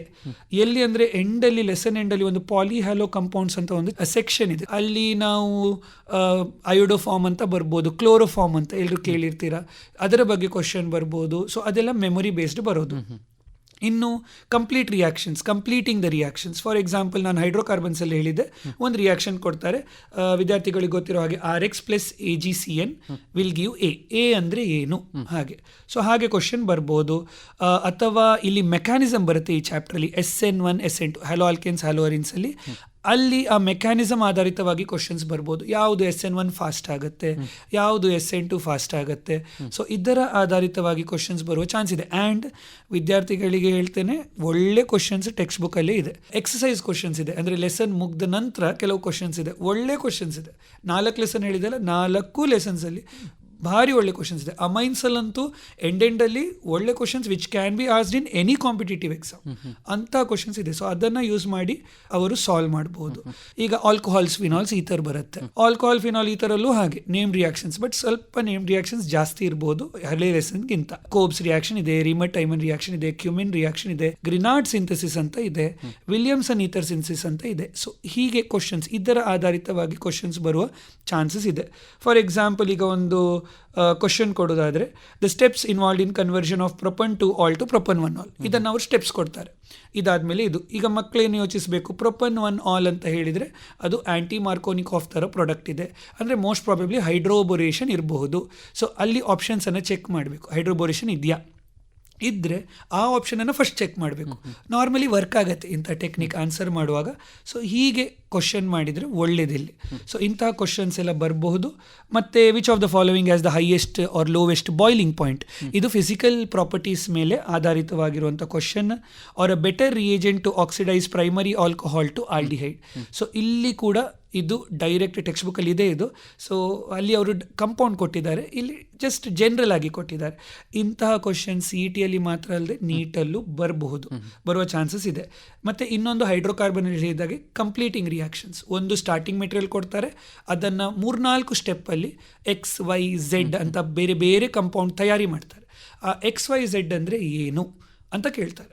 ಸೊ ಆಪ್ಷನ್ಸಲ್ಲಿ 3-4 ಕಂಪೌಂಡ್ ಇರುತ್ತೆ, ಕರೆಕ್ಟ್ ಆಪ್ಷನನ್ನು ಸಿಲೆಕ್ಟ್ ಮಾಡಿದರೆ ಆಯಿತು. ಸೊ ಇಂತಹ ಕ್ವಶನ್ ಬರೋದು ಆಲ್ಕೋಹಾಲ್, ಫಿನಾಲ್ಸಲ್ಲಿ. ಆಲ್ಡಿಹೈಡ್, ಕೀಟೋನ್ಸ್, ಇದು ದೊಡ್ಡ ಲೆಸನ್. ಇದರಲ್ಲಿ ನೇಮ್ಡ್ ರಿಯಾಕ್ಷನ್ಸ್ ಕೂಡ ತುಂಬ ಜಾಸ್ತಿ, but very very important named reactions. Normally ನಾನು ಅದು ಮಲ್ಟಿ ಸ್ಟೆಪ್ ಹೇಳಿದೆ ಅಲ್ಲ, ಒಂದೇ ಕಂಪೌಂಡಿಂದ 3-4 ಸ್ಟೆಪ್ ಮಾಡಿ ಬರುವಂಥದ್ದು, ಅದರಲ್ಲಿ ಇಂತಹ ರಿಯಾಕ್ಷನ್ಸ್ ಒಂದಲ್ಲ ಒಂದಿರುತ್ತೆ. ಸೊ ಒಂದೇ ಚಾಪ್ಟ್ರಿಂದ ಬರೋದಿಲ್ಲ, ಅದು ಒಂದು ಚಾಪ್ಟ್ರಿಂದ ಇನ್ನೊಂದು ಚಾಪ್ಟರ್ಗೆ ಜಂಪ್ ಆಗ್ತಾ ಇರುತ್ತೆ. ಆಲ್ಕೋಹಾಲಲ್ಲಿ ಸ್ಟಾರ್ಟ್ ಆಗುತ್ತೆ, ಆಲ್ಡಿಹೈಡಲ್ಲಿ ಲ್ಯಾಂಡ್ ಆಗುತ್ತೆ, ಆಲ್ಡಿಹೈಡಿಂದ ಅಮೈನ್ಸಿಗೆ ಹೋಗಿಬಿಡುತ್ತೆ. ಹಾಗೆ ಸೊ ಎಲ್ಲ ಚಾಪ್ಟರ್ದು ರಿಯಾಕ್ಷನ್ ಗೊತ್ತಿರಬೇಕಾಗತ್ತೆ. ಸೊ ಇಲ್ಲಿ ನೇಮ್ಡ್ ರಿಯಾಕ್ಷನ್ಸ್ ಹೇಳೋದಾದರೆ ಹ್ಯಾಲೋಫಾರ್ಮ್ ರಿಯಾಕ್ಷನ್ಸ್ ಅಂತ ಇದೆ, ಆಲ್ಡಾಲ್ ಕಂಡೆನ್ಸೇಷನ್ ಇದೆ, ಕ್ಯಾನಿಸಾರೋ ರಿಯಾಕ್ಷನ್ ಇದೆ, ಟಾಲೆನ್ಸ್ ಫೆಲ್ಲಿಂಗ್ಸ್ ರಿಯೇಜೆಂಟ್ಸ್ ಇವೆ, ಕ್ಲೆಮೆನ್ಸನ್ಸ್ ರಿಡಕ್ಷನ್ ಅಂತ ಇದೆ, ವುಲ್ಫ್ ಕಿಶ್ನರ್ ಇದೆ, ರೋಸನ್ಮಂಡ್ ರಿಡಕ್ಷನ್, ಸ್ಟೀಫನ್ಸ್ ರಿಡಕ್ಷನ್, ಇಟಾರ್ಡ್ಸ್ ರಿಯಾಕ್ಷನ್, ಇಂಥದ್ದೆಲ್ಲ ಬೇರೆ ಬೇರೆ ರಿಯಾಕ್ಷನ್ಸ್. ಆಲ್ಕೈಲ್ ಕ್ಯಾಡ್ಮಿಯಂ ರಿಯೇಜೆಂಟ್, ಆಸಿಡ್ಸಲ್ಲಿ ಒಂದೇ ಇರೋದು HVZ ರಿಯಾಕ್ಷನ್. ಸೊ ಇದೆಲ್ಲ ಗೊತ್ತಿದ್ರೆ ಒಳ್ಳೆಯದು. ಎಕ್ಸಾಂಪಲ್ ಕೊಡೋದಾದರೆ ನಿಮಗೆ ಒಂದು ಕ್ವಶನ್ 2023 ಬಂದಿರೋದು C6H5CN. ಈಗ ಟಿನ್ ಕ್ಲೋರೈಡ್ ಅಂತ ಕೊಟ್ಟಿದ್ದಾರೆ. ಟಿನ್ ಕ್ಲೋರೈಡ್ ಇರೋದು ಒಂದೇ ಒಂದು ರಿಯಾಕ್ಷನ್ಸ್ ಅಲ್ಲಿ, ಸ್ಟೀಫನ್ಸ್ ರಿಡಕ್ಷನ್. ಸೊ ಅದು ನಮಗೆ ನೋಡುವಾಗ ಒಂದು ಐಡಿಯಾ ಬರುತ್ತೆ. ಆಪ್ಷನ್ಸ್ ಅಲ್ಲಿ ಕೇಳಿರೋದೇನು, ಹೆಸರು ಹೇಳಿ ಅಂತ. ಸೊ ಈಗ ಒಂದೇ ಆಪ್ಷನ್ ಅಲ್ಲಿ ಸ್ಟೀಫನ್ಸ್ ರಿಡಕ್ಷನ್ ಅಂತ ಇದ್ರೆ ಅದೇ ಆನ್ಸರ್. ಸೊ ನಿಮಗೆ ಸೆಕೆಂಡ್ ಒನ್ ಗೊತ್ತಿಲ್ಲದಿದ್ರೂ ಪ್ರಾಬ್ಲಮ್ ಇಲ್ಲ, ಫಸ್ಟ್ ಒನ್ ಇಂದಲೇ ಆನ್ಸರ್ ಮಾಡಬಹುದು. ಸೊ ಹೀಗೆ ರಿಯೇಜೆಂಟ್ ಅನ್ನೋ ಒಂದು ನೆನ್ಪಿಟ್ರೆ ಯಾವ ರಿಯಾಕ್ಷನ್ಗೆ ಯಾವ ರಿಯೇಜೆಂಟ್, ಏನು ಸ್ಟಾರ್ಟಿಂಗ್ ಮೆಟೀರಿಯಲ್ ಇದೆ, ಏನು ಪ್ರಾಡಕ್ಟ್ ಇದೆ, ಅಷ್ಟು ಗೊತ್ತಿದ್ರೆ ಎಲ್ಲ ಆನ್ಸರನ್ನು ಆರಾಮ್ಸೆ ಆನ್ಸರ್ ಮಾಡಬಹುದು, ಎಲ್ಲ ಕ್ವಶನ್ ಅನ್ನು. ಇನ್ನು ಕೆಲವು ಕ್ವಶನ್ ಬರೋದಾದ್ರೆ ಈಗ ಆಸಿಡ್ಸ್ ಅಲ್ಲಿ ಅಸಿಡಿಕ್ ನೇಚರ್ ಬರ್ಬೋದು. ಈವನ್ ಫಿನಾಲ್ಸ್ ಹಳೆ ಚಾಪ್ಟರ್ ಅಲ್ಲಿ ಕೂಡ ಹಾಗೆ ಫಿನಾಲ್ಸ್ ಮತ್ತೆ ಕಾರ್ಬಾಕ್ಸಿಲಿಕ್ ಆಸಿಡ್ ಅಲ್ಲಿ ಅಸಿಡಿಕ್ ನೇಚರ್, ಯಾವುದು ಸ್ಟ್ರಾಂಗ್ ಆಸಿಡ್, ಯಾವುದು weak acid, examples textbook ಅಲ್ಲಿ ಇದೆ, ಈವನ್ ಪ್ರಾಬ್ಲಮ್ಸ್ ಕೂಡ ಟೆಕ್ಸ್ಟ್ ಬುಕ್ ಅಲ್ಲಿ ಇದೆ. ಅದನ್ನ ಡೈರೆಕ್ಟ್ಲಿ ಸಾಲ್ವ್ ಮಾಡಿದ್ರೆ ಒಳ್ಳೇದು. ಇನ್ನೊಂದು ಬರೋದು ಅಮೈನ್ಸ್. ಅಮೈನ್ಸ್ ಅಲ್ಲಿ ಕೂಡ ಹಾಗೆ, ಬಟ್ ಅಮೈನ್ಸ್ ಅಲ್ಲಿ ಒಂದು ವಿಷಯ ಹೇಳ್ತೇನೆ, ನಾಮನ್ ಕ್ಲೇಚರ್ ಮತ್ತೆ ಕ್ಲಾಸಿಫಿಕೇಶನ್ ಸ್ವಲ್ಪ ಅಟೆನ್ಷನ್ ಕೊಡಬೇಕಾಗುತ್ತೆ, ಬಿಕಾಸ್ ಸ್ವಲ್ಪ ಡಿಫ್ರೆಂಟ್ ಇದೆ. ನಮ್ಮ ಆಲ್ಕೋಹಾಲ್ ಚಾಪ್ಟರ್ ತರಾನೇ ಇಲ್ಲ, ಸ್ವಲ್ಪ ವೇರಿಯೇಷನ್ ಬರುತ್ತೆ. ಸೊ ನಾಮನ್ ಕ್ಲೇಚರ್ ಮತ್ತೆ ಕ್ಲಾಸಿಫಿಕೇಶನ್ ಅನ್ನು ಸ್ವಲ್ಪ ಇಲ್ಲಿ ಗಮನ ಕೊಟ್ರೆ ಒಳ್ಳೇದು ಈ ಚಾಪ್ಟರ್ ಸ್ಪೆಸಿಫಿಕ್ ಆಗಿ. ಇದು ಹೇಗಂದ್ರೆ ಚಾಪ್ಟರ್ ಚಿಕ್ಕದು ಬಟ್ ನೇಮ್ಡ್ ರಿಯಾಕ್ಷನ್ಸ್ ಜಾಸ್ತಿ. ಸೊ ಎಲ್ಲ ಕಲಿಬೇಕಾಗತ್ತೆ, ವೆರಿ ಇಂಪಾರ್ಟೆಂಟ್. ಈವನ್ ಮಕ್ಕಳು ಬೋರ್ಡ್ ಎಕ್ಸಾಮ್ಗೆ ಕಲ್ತಿದ್ರೆ ಫೈನ್, ಯಾಕಂದರೆ ಅಲ್ಲೇ ಇಂಪಾರ್ಟೆಂಟ್ ಇದು. ಸೊ ಗೇಬ್ರಿಯಲ್ ಥ್ಯಾಲಿಮೈಡ್ ಸಿಂಥಸಿಸ್, ಕೆಲವೊಮ್ಮೆ ಗೇಬ್ರಿಯಲ್ ಥ್ಯಾಲಿಮೈಡ್ ಸಿಂಥಸಿಸ್ ಕೆಲವು ಮಾಲಿಕ್ಯೂಲ್ಸಿಗೆ ಆಗೋದಿಲ್ಲ, ಕೆಲವು ಮಾಲಿಕ್ಯೂಲ್ಸಿಗೆ ಆಗ್ತದೆ. ಸೊ ಕೆಲವು ಮಾಲಿಕ್ಯೂಲ್ಸಿಗೆ ಆಗೋದಿಲ್ಲ, ಇದನ್ನು ನಾನು ಎಸರ್ಷನ್ ರೀಸನ್ ಆಗಿ ಕನ್ವರ್ಟ್ ಮಾಡಿ ನಾನು ನೀಟಿಗೆ ಕೇಳಬಹುದು. ಹಾಗೆ so aniline can be prepared by Gabriel phthalimide synthesis ಅಂತ ಒಂದು ಸ್ಟೇಟ್ಮೆಂಟ್ ಕೊಡ್ತೇನೆ. ಸ್ಟೇಟ್ಮೆಂಟ್ ರಾಂಗ್ ಅದು, ಬಟ್ ಅದನ್ನು ಹಾಗೆ ಸ್ಟೇಟ್ಮೆಂಟ್ ಫ್ರೇಮ್ ಮಾಡಿ ಕೊಡ್ಬೋದು, ಅಥವಾ ಕರೆಕ್ಟ್ ಸ್ಟೇಟ್ಮೆಂಟ್ ಕೊಟ್ಟು ರೀಸನ್ ರಾಂಗ್ ಕೊಡ್ಬೋದು, ಅವ್ರ ರೀಸನ್ ಅನ್ನ ಕರೆಕ್ಟ್ ಕೊಡ್ಬೋದು, ಹೀಗೆ ಮಾಡ್ಬೋದು. ಸೊ ಹೀಗೆ ಕ್ವಶನ್ಸ್ ಫ್ರೇಮ್ ಆಗ್ತದೆ ನೀಟಲ್ಲಿ. ಒಂದು ಬಂದ ಕ್ವಶನ್ ಇದು 2020 ಹಿನ್ಸ್ಬರ್ಗ್ ರಿಯೇಜೆಂಟ್ ಇಸ್ ಡೈರೆಕ್ಟ್, ಏನಿಲ್ಲ, ಎಂಥದ್ದು ವರ್ಕೌಟ್ ಮಾಡಲಿಕ್ಕಿಲ್ಲ, ಎಂಥದ್ದು ಇಲ್ಲ. ನಿಮಗೆ ರಿಯೇಜೆಂಟ್ ಗೊತ್ತಾ, ಆನ್ಸರ್ ಮಾಡಿ. ರಿಯೇಜೆಂಟ್ ಗೊತ್ತಿಲ್ವಾ, ಆನ್ಸರ್ ಮಾಡಕ್ ಆಗೋದಿಲ್ಲ. ಸೊ ಹೀಗೆ ಬರುತ್ತೆ ಕ್ವಶನ್ಸ್, ಸಿಂಪಲ್. ಬಟ್ ಕೆಲವೊಮ್ಮೆ ಮಲ್ಟಿ ಸ್ಟೆಪ್ ಸಿಂಥಸಿಸ್, ಬಟ್ ಇದರಲ್ಲಿ ಸ್ಪೆಸಿಫಿಕ್ ರಿಯೇಜೆಂಟ್ಸ್ ಬಂದದನ್ನ ಗಮನದಲ್ಲಿಟ್ಟರೆ ಒಳ್ಳೇದು, ಆಗ ಆನ್ಸರ್ ಮಾಡಲಿಕ್ಕೆ ತುಂಬಾ ಈಸಿ ಆಗುತ್ತೆ. ಐ ಥಿಂಕ್ ಇನ್ ಒಂದು ಲೆಸನ್ ಉಳಿದಿದೆ ನಮ್ದು, ಬಯೋಮಾಲಿಕ್ಯೂಲ್ಸ್ ಅಲ್ವಾ. ಇದು ಬಯಾಲಜಿ ಕಲಿತ ಮಕ್ಕಳಿಗೆ ಸ್ವಲ್ಪ ಈಸಿನೇ ಇದು. ಹೇಗೆಂದ್ರೆ ನಮ್ದು ಕಾರ್ಬೋಹೈಡ್ರೇಟ್ಸ್ ಸೆಕ್ಷನ್ ವೈಸ್ ಹೇಳೋದಾದ್ರೆ ಕಾರ್ಬೋಹೈಡ್ರೇಟ್ಸ್ ಬಗ್ಗೆ ಇದೆ, ಪ್ರೋಟೀನ್ಸ್ ಬಗ್ಗೆ ಇದೆ, ವಿಟಮಿನ್ಸ್ ಮತ್ತೆ DNA RNA, ನ್ಯೂಕ್ಲಿಕ್ ಆಸಿಡ್ ಮತ್ತೆ ಹಾರ್ಮೋನ್ಸ್ ಒಂದು ಸಣ್ಣ ಸೆಕ್ಷನ್ ಓದಿ, ಬಿಕಾಸ್ ಇದು ನಾರ್ಮಲಿ ನಿಗ್ಲೆಕ್ಟ್ ಆಗುತ್ತೆ. ಕ್ವಶನ್ಸ್ ಬರೋದು memory based. Fat soluble vitamin ಯಾವುದು, ವಾಟರ್ ಸೊಲ್ಯುಬಲ್ ವಿಟಮಿನ್ ಯಾವುದು ಅಂಥದ್ದು ಕ್ವಶನ್ ಕೂಡ ಬಂದಿದೆ. I think it is in 2023 ಇರಬೇಕು, if I am not wrong. Which one of the following vitamin is not stored in adipose tissues. So ಅಲ್ಲಿ ಬರೋದು ಯಾವುದು, B6, B ಮತ್ತು C water soluble, ADEK fat soluble. So adipose ಅಂದರೆ ಅಲ್ಲಿ fat ಅಲ್ಲಿ soluble ಆಗೋದು. ಇನ್ನು ಬರುವ ಕ್ವಶನ್ಸ್ ಹೀಗೆ ಬರ್ಬೋದು. Sucrose is dextrorotatory, but after hydrolysing the mixture it shows laevo rotation. This is because of. ಇದು ಬಂದಿರೋದು CET-ಯಲ್ಲಿ. CET-ಯಲ್ಲಿ ಈಗ 4 ಆಪ್ಷನ್ ಕೊಡ್ತಾರೆ. ಒಂದು ಆಪ್ಷನ್ ಹೀಗಿರುತ್ತೆ, laevo rotation of fructose is more than dextro rotation of glucose. ಇದೀಗ CET ಬಂದಿರೋದು. ಇದನ್ನು ಎಸರ್ಷನ್ ರೀಸನ್ ಮಾಡೋದು ಹೇಗೆ, ಫಸ್ಟ್ ಸ್ಟೇಟ್ಮೆಂಟ್ ಅನ್ನು ಎಸರ್ಷನ್ ಮಾಡೋದು ಹೇಗೆ, sucrose is dextrorotatory but after hydrolysis mixture becomes laevo rotatory. ಅಥವಾ ಇದನ್ನು ತಪ್ಪು ಬರಿಬೇಕಾದ್ರೆ sucrose is laevo rotatory after, ಹೀಗೆ ಮಾಡ್ಬೋದು. ನಾನು ಸ್ಟೇಟ್ಮೆಂಟು ಆದರೆ ಇಲ್ಲಿ ಯಾವ್ದು ಆನ್ಸರ್ ಇದೆ ನೋಡಿ ಅದನ್ನು ರೀಸನ್ ಮಾಡಿಬಿಡೋದು, ಇದೇ ಎಸರ್ಷನ್ ರೀಸನ್ ಆಗಿಬಿಡುತ್ತೆ. ಸೊ ಡಿಫಿಕಲ್ಟಿ ಬರೋದು ಅಲ್ಲಿ, ಅಂದರೆ ಸ್ಟೇಟ್ಮೆಂಟ್ ಒಂದೇ ಬಟ್ ನಾವು ಯೋಚಿಸೋದು ಅಲ್ಲಿ ಮಿಸ್ಟೇಕ್ ಆಗಿಬಿಡುತ್ತೆ, ಅದೊಂದು. ಮತ್ತೆ ಹಾರ್ಮೋನಲ್ಲಿ ಬರೋದಾದರೆ thyroxine is produced by thyroid gland. It is a derivative of which amino acid. So ಅಲ್ಲಿ ನಿಮಗೆ ಟೈರೋಸಿನ್ ಅಂತ ಗೊತ್ತಿದ್ರೆ ಆನ್ಸರ್ ಮಾಡ್ತೀರಾ. ಸೊ ಅದೇ ಹೇಳಿದ್ದು, ಇಲ್ಲಿ ಮೆಮೊರಿ ಸ್ವಲ್ಪ ಜಾಸ್ತಿ ಇಂಪಾರ್ಟೆಂಟ್ ಆಗಿಬಿಡುತ್ತೆ. ಅಥವಾ primary structure of nucleic acid strand ಕೊಡ್ತಾರೆ, GATGC, ಅದರ ಕಾಂಪ್ಲಿಮೆಂಟ್ರಿ ಬೇಸ್ ಹೇಳಿ ಅಂತ, ಹಾಗೆ. ಸೊ ಇಂಥ ಕ್ವಶನ್ ಬರ್ಬೋದು. ಇದು ಈಗ ನಮ್ಮ ಟೆಕ್ಸ್ಟ್ ಬುಕ್ಕಲ್ಲಿರುವ ಟಾಪಿಕ್ಸ್.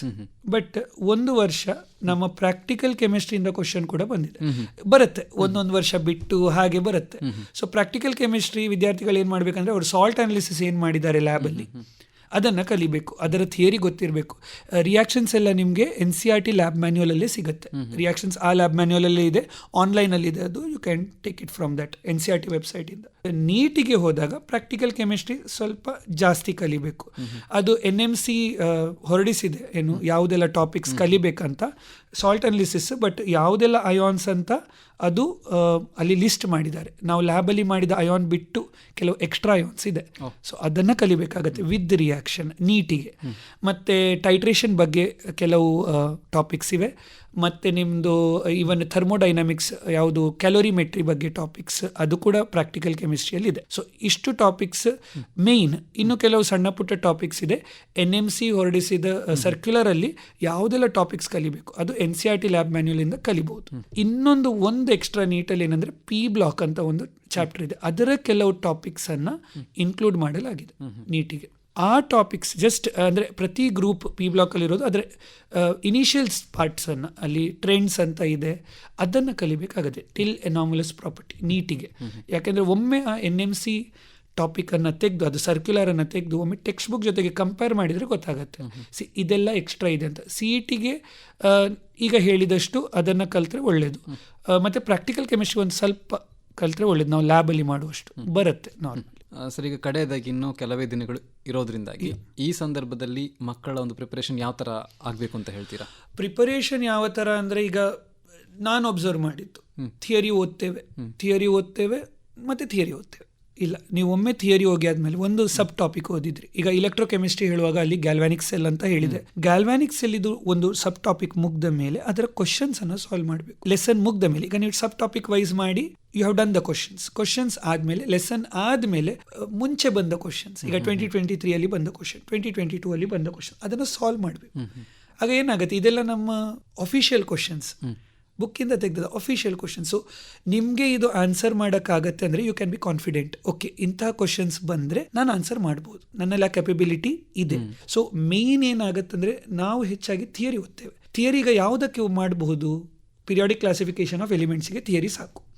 ಅಥವಾ ಇನ್ನೊಂದು ಯಾವುದಾದ್ರು ಬಯೋಮಾಲಿಕ್ಯೂಲ್ಸ್, ಅದರಲ್ಲಿ ಸ್ವಲ್ಪ ಸ್ಟ್ರಕ್ಚರ್ ಎಲ್ಲ ಡ್ರಾ ಮಾಡಬೇಕು, ಬಟ್ ಥಿಯರಿ ಪಾರ್ಟ್ ಎಲ್ಲ ನಾವು ಓದಿ ಮೆಮೊರೈಸ್ ಮಾಡ್ಬೋದು. ಪಾಲಿಹ್ಯಾಲೋ ಕಾಂಪೌಂಡ್ಸ್ ಇದನ್ನು ಓದಿ ಮೆಮೊರೈಸ್ ಮಾಡ್ಬೋದು.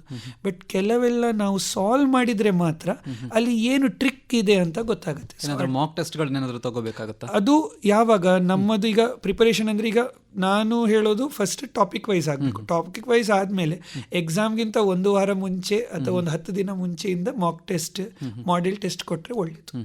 It's always better. But again it depends on the level of preparation of the student. Because ಅವರು ಪ್ರಿಪೇರ್ ಸರಿ ಆಗಲಿಲ್ಲ ಅಂತ ಹೇಳಿ ಮತ್ತೆ ಮಾಕ್ ಟೆಸ್ಟ್ ಬರೆದು ಏನು ಯೂಸ್ ಇಲ್ಲ. ಅದಕ್ಕೆ ಟಾಪಿಕ್ ವೈಸ್ ಮಾಡಿ ಒಂದು ವಾರ ಇದ್ದಾಗ ಹಾಕಿ. ಸೊ ವೆರೆವರ್ ದೇ ಆರ್ ಅವರ ಪ್ರಿಪರೇಷನ್ ಲೆವೆಲ್ ಅದರ ಪ್ರಕಾರ ಮಾಡಬೇಕು. ಆ್ಯಂಡ್ ಟಾಪಿಕ್ಸ್ ಕೂಡ ನೋಡಿ, ಸೆಕೆಂಡ್ ಇಯರಲ್ಲಿ ಸ್ವಲ್ಪ ಪ್ರಯಾರಿಟಿ ಜಾಸ್ತಿ, ಸೊ ಪ್ರಯಾರಿಟಿ ಲಿಸ್ಟ್ ಮಾಡಿ ಹಾಗೆ ರಿವೈಸ್ ಮಾಡಿದರೆ ಬೆಟರ್. ಧನ್ಯವಾದಗಳು ಸರ್. ಇಷ್ಟೊತ್ತು ಕೆಮಿಸ್ಟ್ರಿ, ಇದಕ್ಕೆ CET ಮತ್ತು ನೀಟ್ ಇದೆರಡಕ್ಕೂ ಹೇಗೆ ತಯಾರಾಗೋದು ಅಂತ ಹೇಳಿ ಮಕ್ಕಳಿಗೆ ಹೇಳ್ಕೊಟ್ಟಿದ್ದೀರಾ. ಕಾರ್ಯಕ್ರಮದಲ್ಲಿ ಭಾಗವಹಿಸಿದ್ದಕ್ಕೆ ಧನ್ಯವಾದಗಳು. Thank you very much.